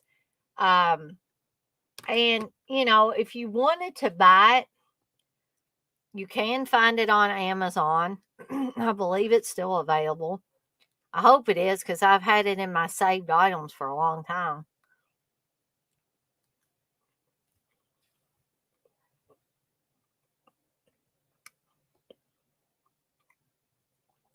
Blissful, you say gets up a lot during the night. Well, see, the thing is, I don't know what your floors are like in your house or apartment or wherever you live, but we had to get the carpet in the living room and the hallway replaced, and we got the vinyl flooring that looks like hardwood. And it's very pretty. I love it, and it's easy to clean and all that stuff, especially if you have dogs or as many dogs as we have. But anyways, after we got it put down, we noticed, unfortunately, that when Brandon gets it has these spells where he just paces back and forth. You hear click, click, click, click, click, click, click on that floor. And if Brandon's not sleeping all night, we hear it all night long. And also, because Brandon stumbles and bumps into things, he'll bump into a door. It'll go back against the wall, makes a bang. This will wake Steve up. Plus, it causes Sammy to start barking really loud. And that causes more disruption. And generally, they do this really super late at night or early in the morning. And I'm talking real early in the morning, like 3 a.m. or something. So you have carpet in your room. Now there is carpet in uh mine and Steve's bedroom, but and there's carpet um in the room that I have the iguana and the snake and the guinea pigs in. But now that's basically the only two areas in the house that have carpet. So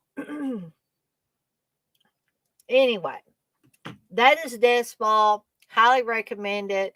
But if you don't already own it, but you're interested in watching it, like I said, I believe it's on Shutter, and there might be other outlets that you can find it as well, including YouTube and Tubi and stuff like that.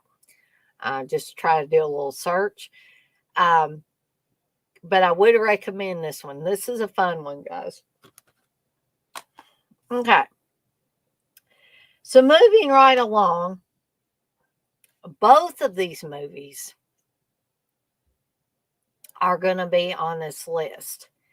And that's both Slumber Party Massacre and Slumber Party Massacre 2, which I now have on a 4K. And by the way, especially with Slumber Party Massacre from 1982, I think this is the best Slumber Party Massacre's ever going to look.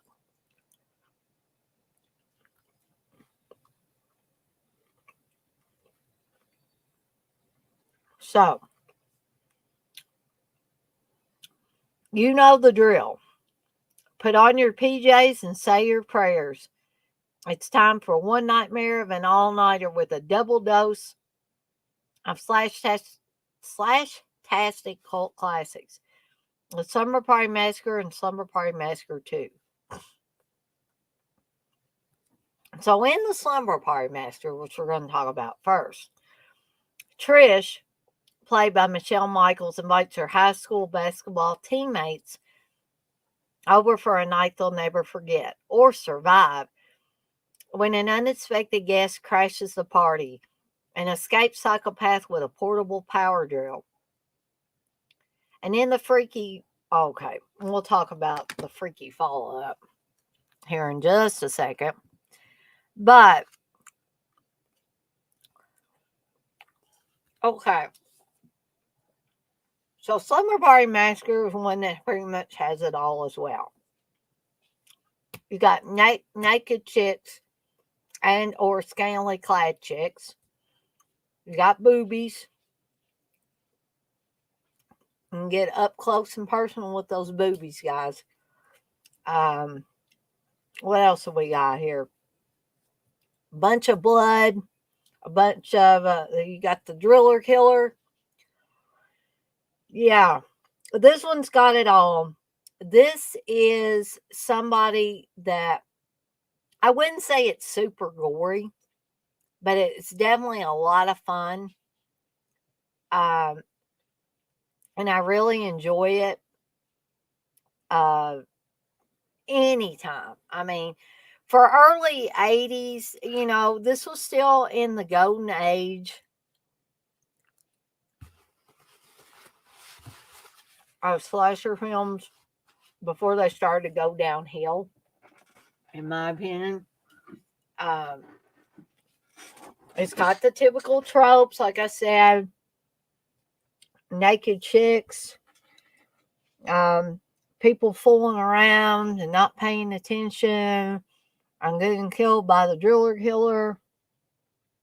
You got a pizza guy that gets his eyeballs drilled out before he can deliver the pizza.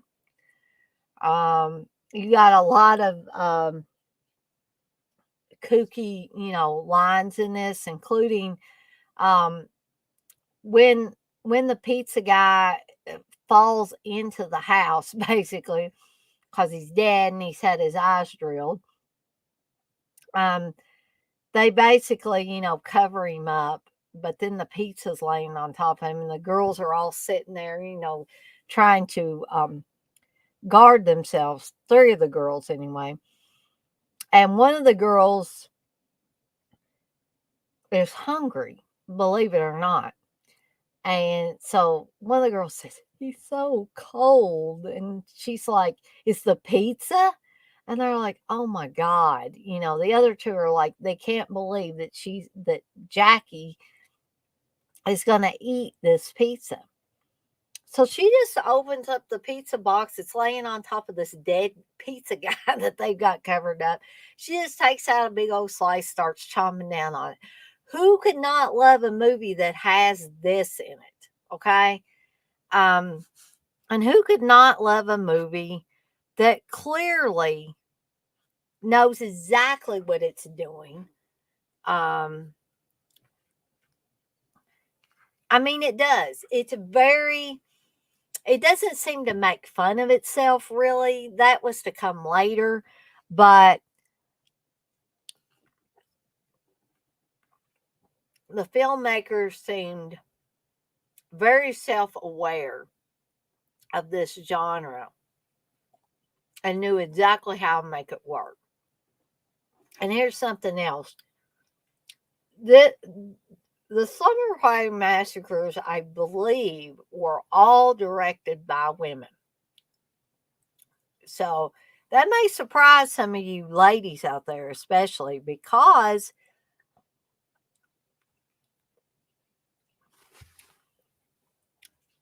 there's an abundance of nudity. There's an abundance of sex in these movies. And generally, women would shy away from stuff like that. And I also heard that this movie was written by a feminist. So there you go. But there's another piece to the puzzle. These movies, primarily the original ones, were funded by good old Uncle Roger Corman. And when Roger Corman's putting the money down for these movies, there are certain things that Roger expects.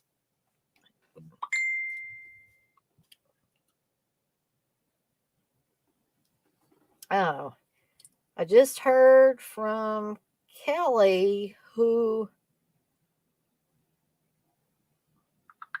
Okay. So, guys, we may not be doing Hitchcock tomorrow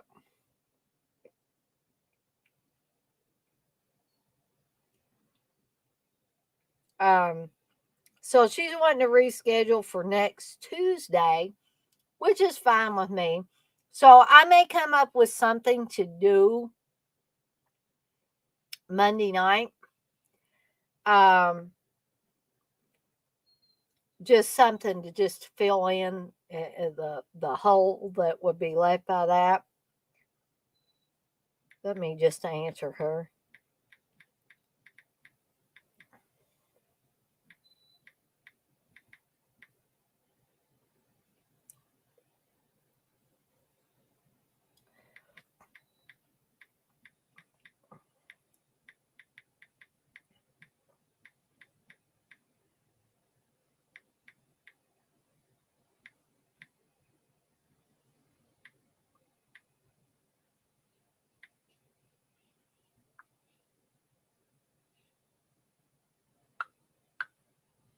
Okay. So sorry about that. I wanted to answer her back.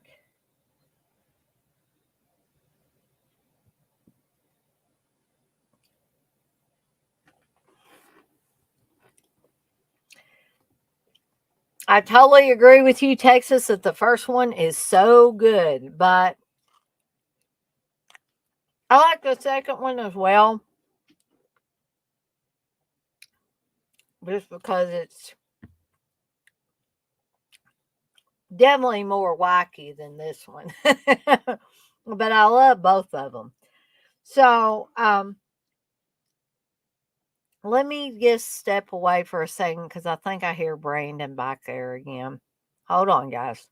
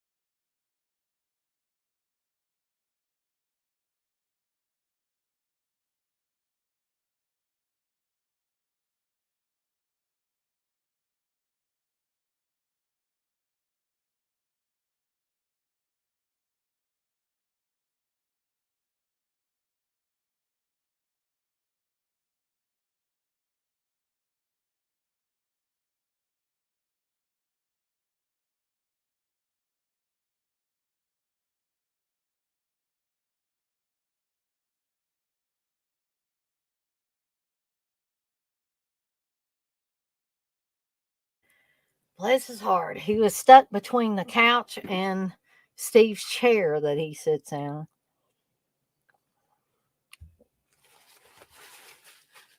And I helped him get back on his bed, and he got right back off of it.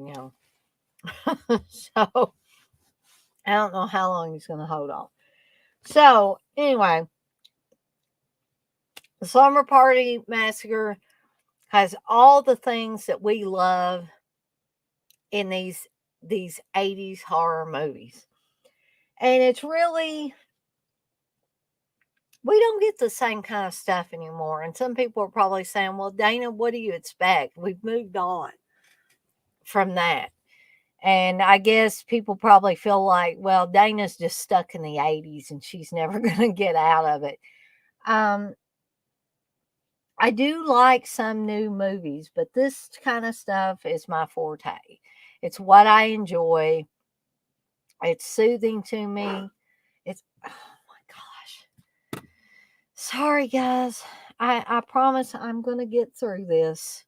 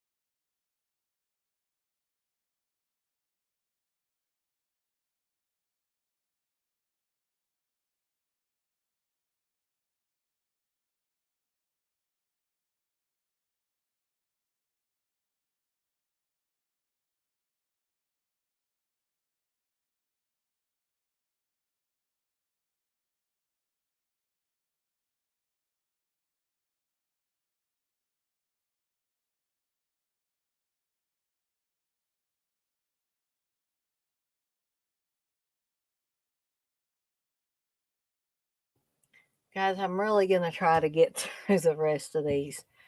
Brandon will not stay still. He's just going from one corner to the other, getting stuck. He gets around the couch and gets stuck and falls down, and Sammy barks at him. It's just never ending.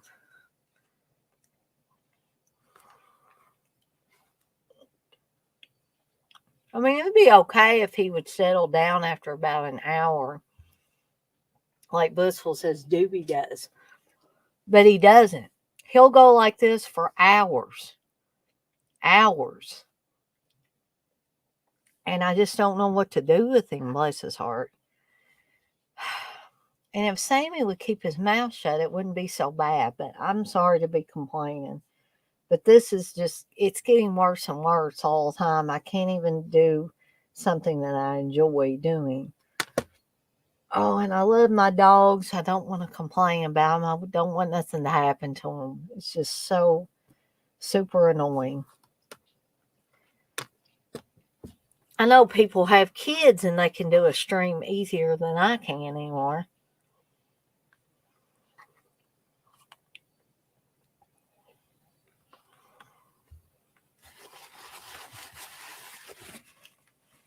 But part of my handicap is that I have to always be the responsible one that has to keep everybody quiet so that Steve can sleep. Doesn't matter if Dana can't sleep. And I know I'm going on a rampage here, but he's back there again at the gate. He doesn't want to be back here with me. He wants to pace. If I put him in the living room, he paces and falls down and cries. And then he'll start barking again. So I'm going to try to get through these last few before another disruption happens back there. So, as I said, Slumber Party Massacre has it all, covers all the bases. And again, I would highly recommend it, but watch it in a for free version first before you spend some money on it. So, Amy Holden Jones, I'm going to read what Bleeding Skull said about Slumber Party Massacre. Amy Holden Jones turned down an editing job on ET, and she did, um, to direct Slumber Party Massacre. So take that into account, guys. She made the right choice, according to Bleeding Skull. Written as a commentary on the inherent sexism of slashers by feminist icon Rita Mae Brown, but shot completely straight.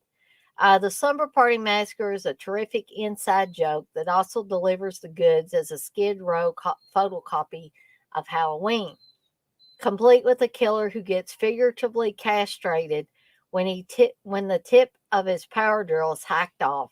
FYI, I'd like to be buried with this movie's evocative homemade Casio score by Ralph Jones. Um, yeah, there is that Casio keyboard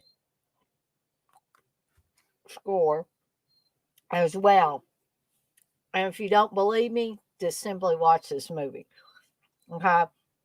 Which brings us to Summer Party Massacre 2, in which the driller killer inhabits the body of a dead rock singer or rock musician or rocker, whatever you want to call it. And this guy, or this time around, the driller killer is, doing exotic dance moves and singing before he kills the people in this movie. And again, if you don't believe me, you got to watch it. Okay. So, and in the freaky follow up, Slumber Party Massacre 2, Courtney, now played by Crystal Bernard, one of the three surviving, rather, including Trish, people from Slumber Party Massacre. But this time around, Courtney's played by Crystal Bernard, is tormented by dreams of the infamous driller killer returning to wreak havoc, only to find that bad dreams really do come true when the murderous monster is reincarnated as an evil rocker. And guys, I'm going to get Brandon one more time, and I'm going to just bring him back here with me.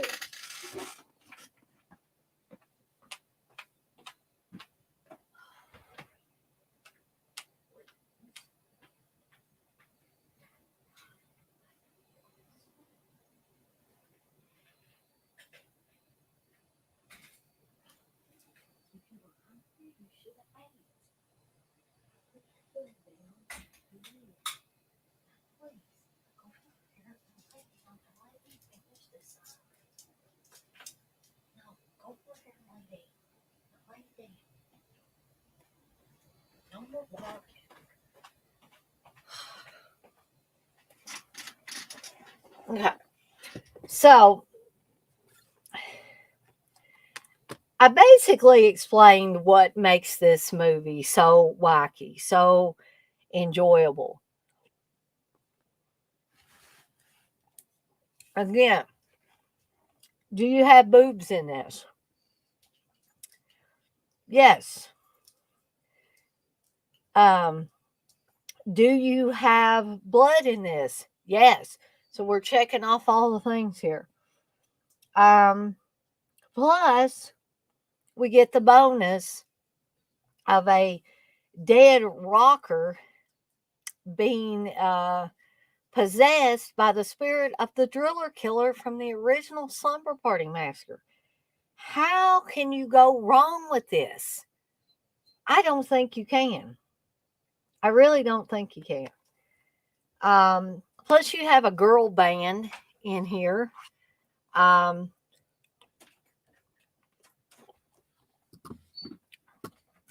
Which I'm trying to remember the name of the band in this.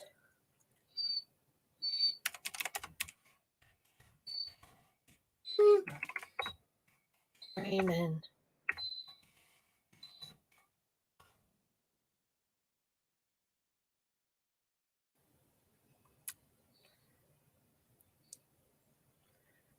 I probably won't be able to find it now, but I'm betting Texas knows who the real band is. But this was directed by a woman again. This was directed by Deborah Brock.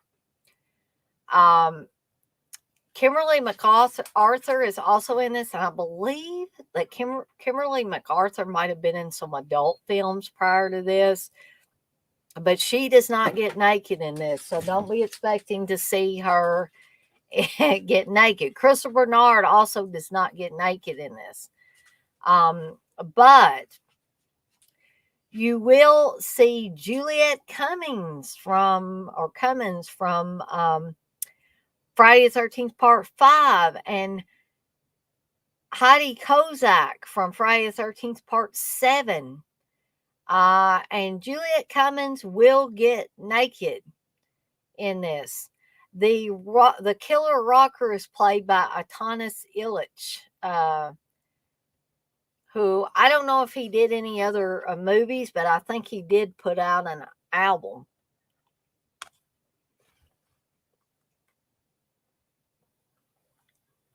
But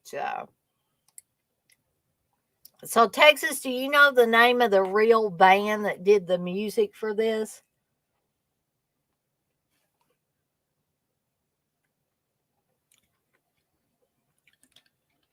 I thought it had like Tuesday in the title or in the band name or something.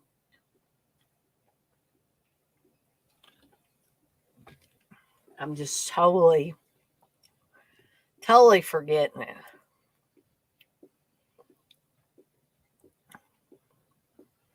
Maybe I should just look it up on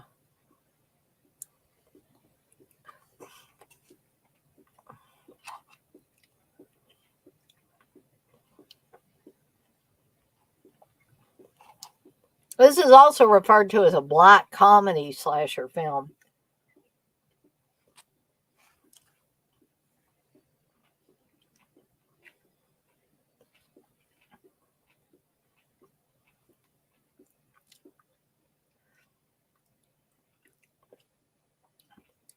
Well, maybe Kimberly MacArthur was just in Playboy. For some reason, I was thinking somebody had said that she was in adult films, but of course, I could have been totally off on that. But Kimberly MacArthur was the cover model for Playboy in 1982, in February of 1982. So, if you want to see her naked, you can see her naked there. But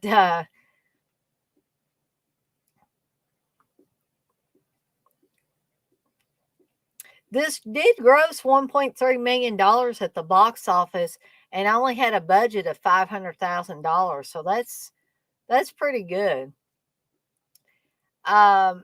This film has been released on DVD 3 times. The first release came from New Concord Home Entertainment in September 2000. The company re-released the film on a double feature DVD alongside the original Slumber Party Massacre in July 2003. These versions are both currently out of print. Shout Factory released Slumber Party Massacre 2, and Slumber Party Massacre 3 on a 2-disc special edition DVD set in October 2010, and it has since been released on Blu-ray and double feature with Slumber Party Massacre 3. And now, of course, we have the 4K with Slumber Party Massacre and Slumber Party Massacre 2.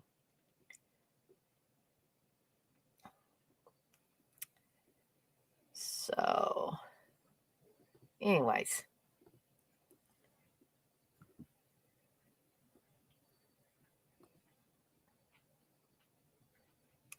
Texas, you say they showed his album on Joe Bob's. I don't know, Dana. I hate that movie.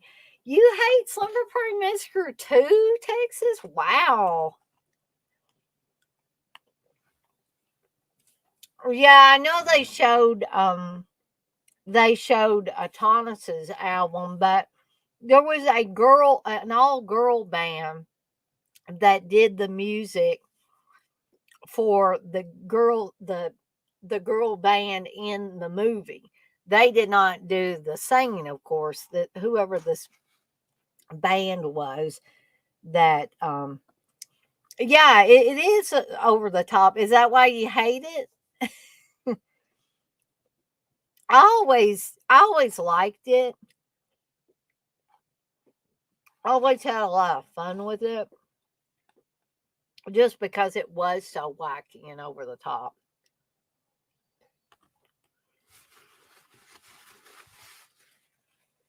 But you know, I can understand why some people it wouldn't be their cup of tea.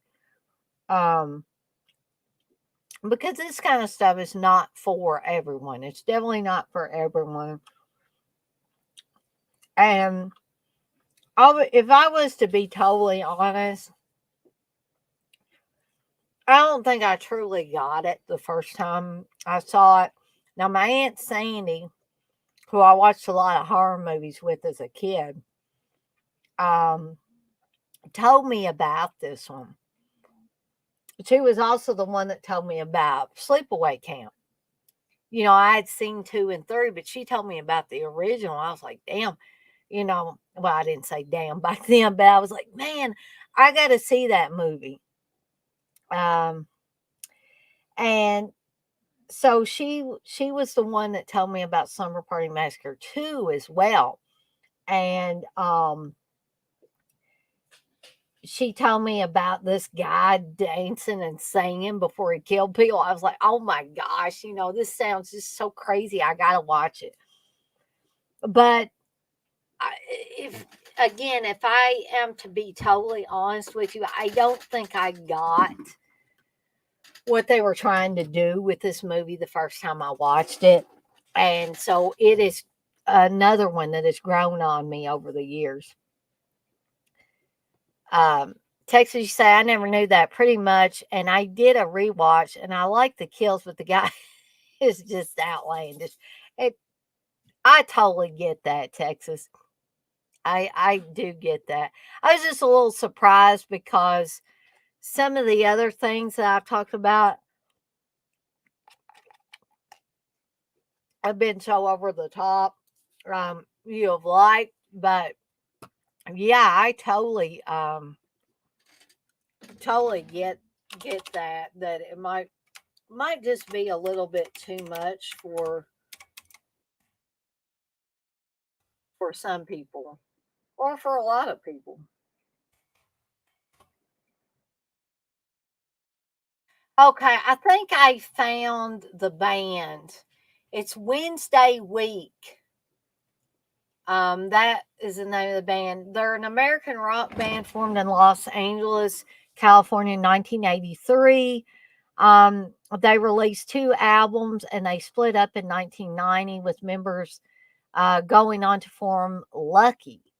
Since 1998, Wednesday Week plays occasional shows with various lineups consisting of previous members. Yes, and they did, these are If Only and Why. That's the 2 songs I remember from Slumber Party Massacre 2.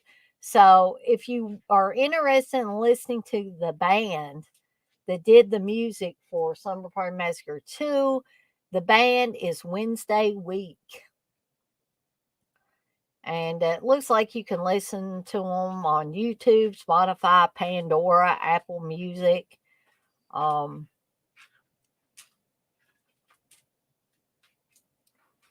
so, yeah, that is. I just had the wrong day of the week. Let's say, but it's Wednesday week. In case anybody's interested in that.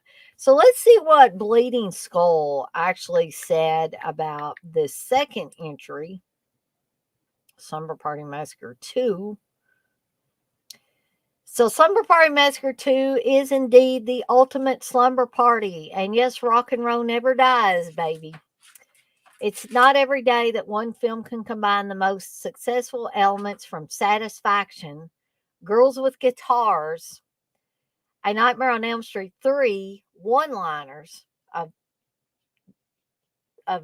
this many or which are populated throughout this movie. And Phantom of the Ritz, the 50s, and Destroy Them All. Although this sequel contains none of the subversion of the first movie, it does have a wisecracking killer who materializes from a dream and takes time out for a breakdance segment with his drill tar. This is how life should be.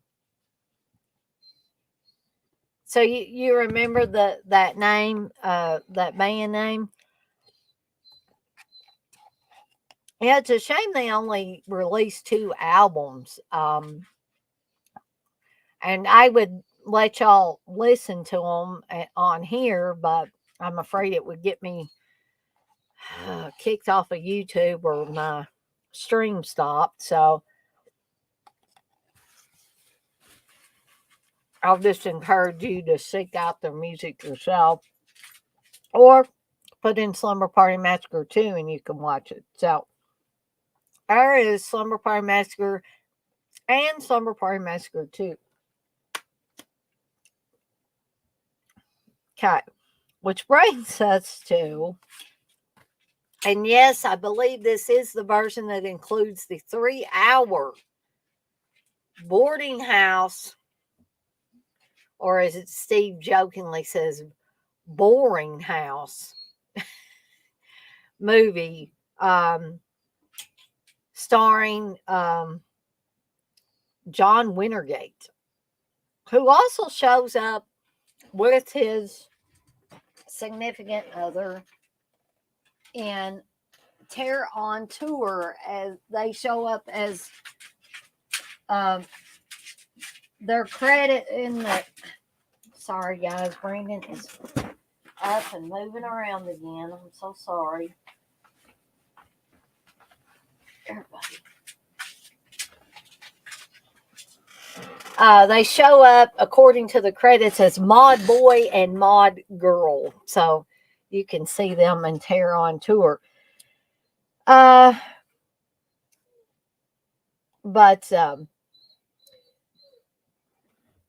John Wintergate was also the director of this trash masterpiece from 1982. If you're going to watch it for the first time, definitely watch the 88 minute film. So nothing can prepare you for Boarding House. Director John Wintergate, a psychic gigolo, and yes, you heard it right, psychic gigolo, who wears a leopard print thong, and yes, you heard me right, he does wear a leopard print thong. You can see why this is included in Sunday Night Trash for this week, guys. Rents a haunted house to beautiful women with no ties. From there, okay. So sorry, guys. I thought I was actually going to get through this.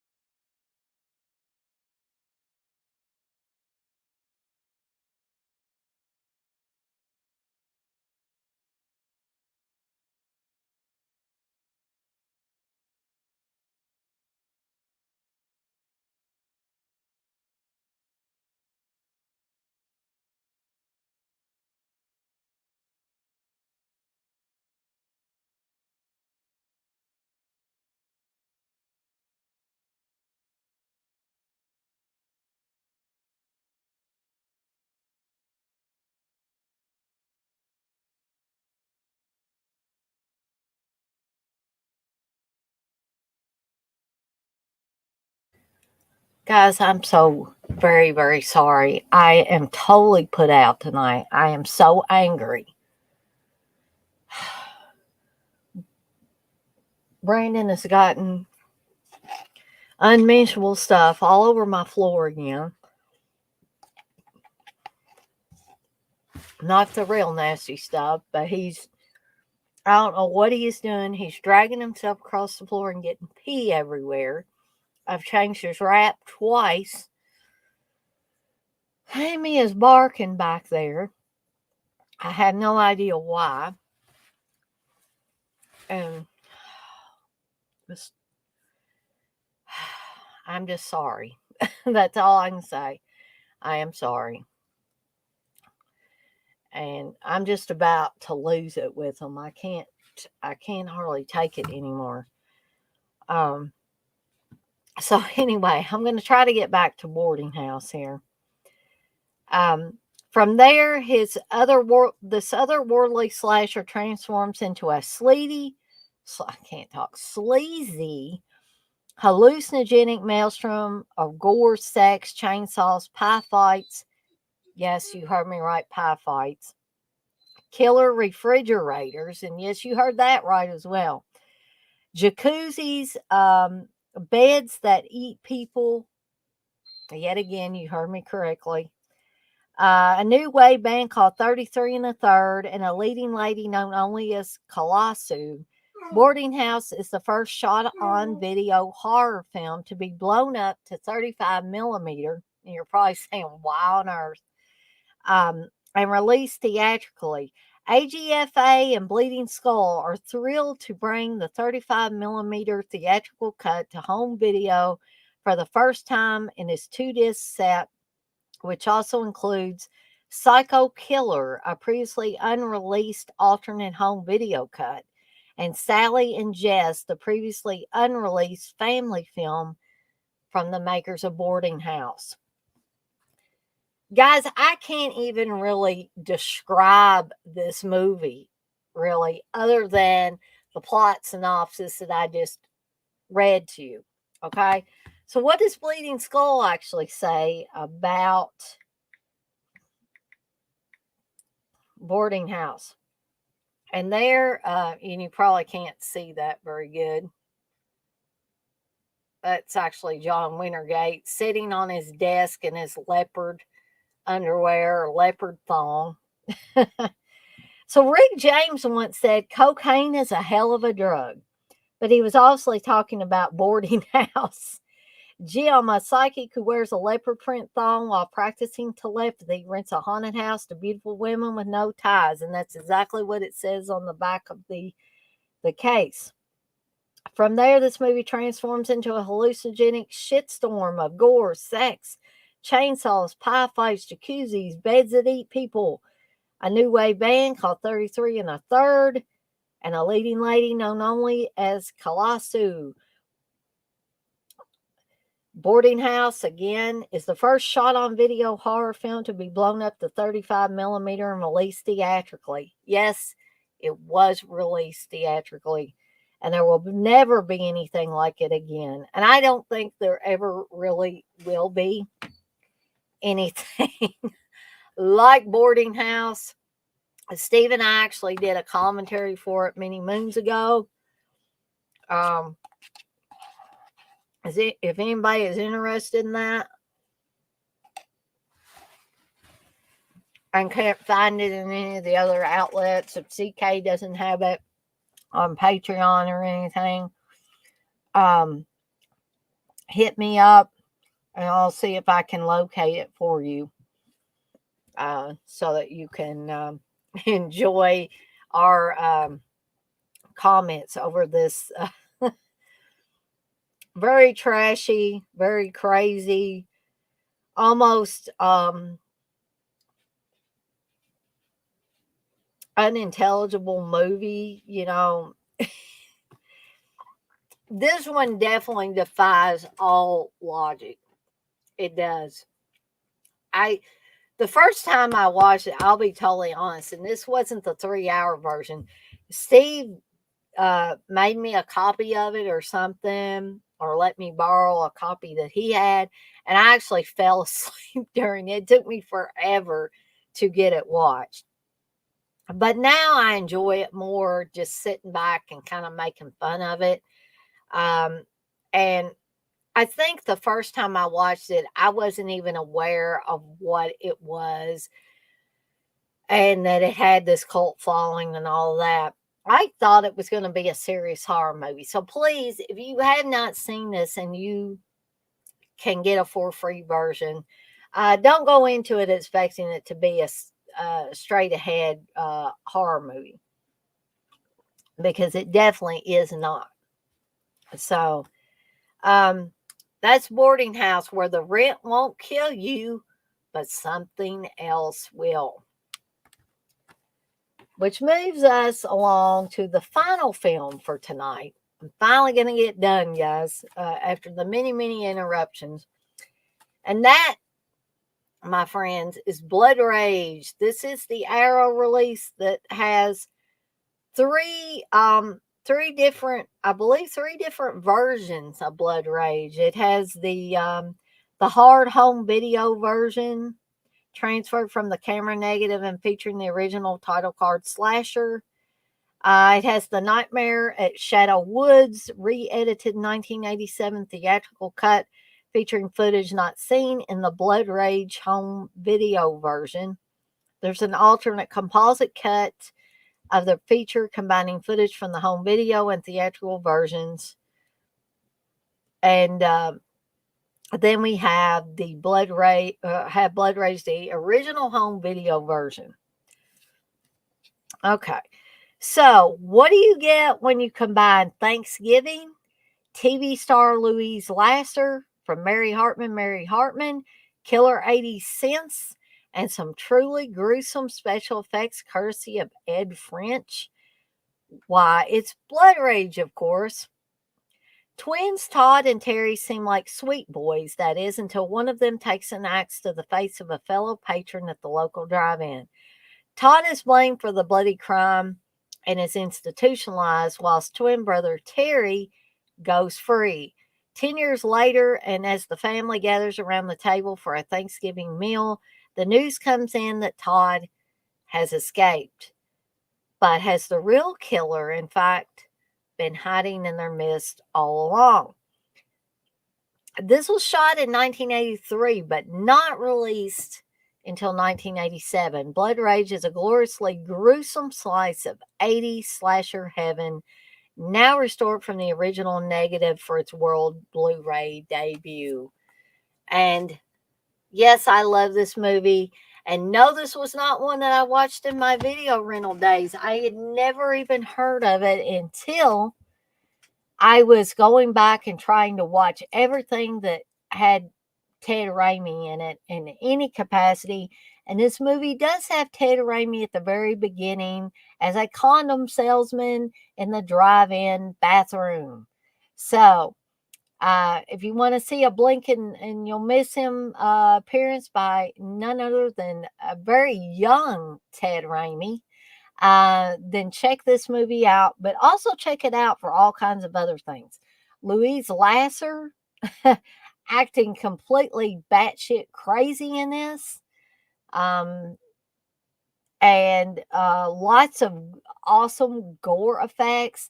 And to see the full effect of said gore effects, then you will definitely need to watch the uncensored version of it. But I invite you to watch, if you already own this, of course, to watch all three versions if you have not. And remember, this Thanksgiving, it's not cranberry sauce. And I feel like, I'm not bragging on myself or anything, but I feel like I discovered this movie under the Nightmare at Shadow Woods title way before this movie achieved its cult following, I feel like. Now most everybody in the horror circles has heard of Blood Rage and or Nightmare at Shadow Woods. So when I discovered it, I didn't even know what the movie was. I mean, I knew it was a horror movie, but I was like, I've never seen this movie. So, not only will I get to see another horror movie, but I will get to see the great Ted Raimi, at least in the beginning of it. I agree with you, Texas, wholeheartedly that Blood Rage is such an epic film. Okay, so let's also see what Bleeding Skull said about. And it has, which I was going to show you this picture of the severed head. And that's actually Ed French's severed head there. I guess he did his own effects for that, because he actually does play a small part in the movie. Thanksgiving isn't Thanksgiving without a viewing of Blood Rage, and it is not at my house anymore. Todd and Terry are twin bros with twin problems. Namely, one of them is an axe-wielding maniac. After a literal drive-in massacre, Todd is blamed for the carnage and institutionalized, while Terry goes free. 10 years later, Todd escapes from an asylum on Thanksgiving. AKA, it's time for blood to rage. Produced by whip-smart filmmaker Marianne Cantor and shot in Florida. Blood Rage is what happens when you combine Thanksgiving, Louise Lasser, a killer sense score, and unbelievable gore effects courtesy of Ed French. Just remember, it's not cranberry sauce. Okay? So again, if you have never seen Blood Rage, please, please, please try to find a for free version of this first. At one time, it was on Shudder. I'm not sure if it is anymore. You probably could find it on YouTube at this point, but I'm not, it's been a while since I've checked, so you might want to double check all the avenues for free way of seeing this film. So, guys, we have officially reached the end of this week's Sunday Night Trash. And I hope, despite all of the interruptions, the many, many interruptions tonight, that you guys have enjoyed it, have gotten something out of it. Maybe got a few films that you can add to your list of films to watch. I know Texas and Blissful were talking about that. I've almost went on for 3 hours, because probably wouldn't have been that long if I didn't have that many interruptions. I'm not sure where old Curly Jaws went, because he was talking before I came on here, but I didn't really see him in the chat as I was talking about these movies. Perhaps he had too many gummies or something, or maybe he went over to see what Uncle Bill was talking about with getting to meet Sam Raimi. I'm kind of curious if Uncle Bill is still on.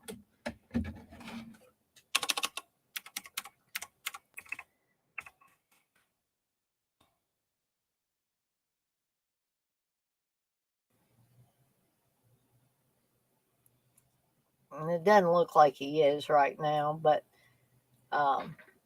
anyway. So, Rooster, you said the YouTube version of Blood Rage is cut. Well, if you want to see all the good gore effects, then maybe you ought to stay away from that version. Oh, well, thank you, Rooster. I appreciate you saying that. You say, thank you, Dana. Keep up the good work. Sorry, guys. I promise I haven't been drinking today. I just stumble over my words a lot. And stay tuned for something on Monday. I'm sure I'll do something to fill in the holes, because unfortunately, Kelly and I will not be doing the second part to the Hitchcock films, which is fine. That'll give me a little more time to brief myself on some more of the films before we talk about them. So it works. Thank you, Texas, for saying it was a great stream as always. I'm sorry for getting a little frustrated, but I was just so put out by the end of the evening, because I know it's a disruption to you guys, it's a disruption to me, and I know I have my responsibilities with my pets, and I love my pets. I wouldn't take anything in the world for these animals. And I don't want you guys to get the wrong idea that I don't care about them. It's just, is sometimes it's like kids. Kids get on your nerves. Well, animals can get on your nerves too. Um, so I hope that you guys know that I'm not abusive to my animals. I just get aggravated sometimes. Yeah, Texas, would you come on here and do a John Waters retrospective with me?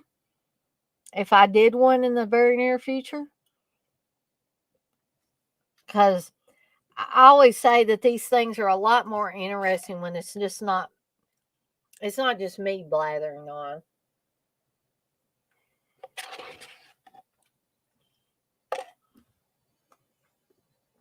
All right. I'm going to hold you to it, Texas. So everybody be on the lookout in the near future for a John Waters retrospective with me and Texas and whoever else we could get on here. Maybe we can get some more people on here. So, you guys stay tuned. I'm going to try to come up with something for Monday night. Tuesday, I want to start the Twin Peaks episode discussion. I got to get with Uncle Bill and see if he'd be willing to be on tomorrow night, or not tomorrow night, Tuesday night with me. And then if we do the makeup show next Tuesday for the second part of the Hitchcock films, then if Uncle Bill and I get started with the Twin Peaks episode discussion, we may have to skip 1 week or make it on another day or something like that, like make it on a Thursday that week or something like that. But we'll get something together. And I'm starting to ramble here, so maybe I should get off here before I get totally out of sorts. But I want to thank everybody for coming in here tonight and hanging out with me for over 2 hours through all the disruptions and all of that. I truly hope that you guys got something out of it despite all of that going on, and are maybe able to get some more films to add to your list of films to watch. And on that note, I'm going to skedaddle on out of here for the night, and I will see everyone on the flip side. Y'all have a good night now.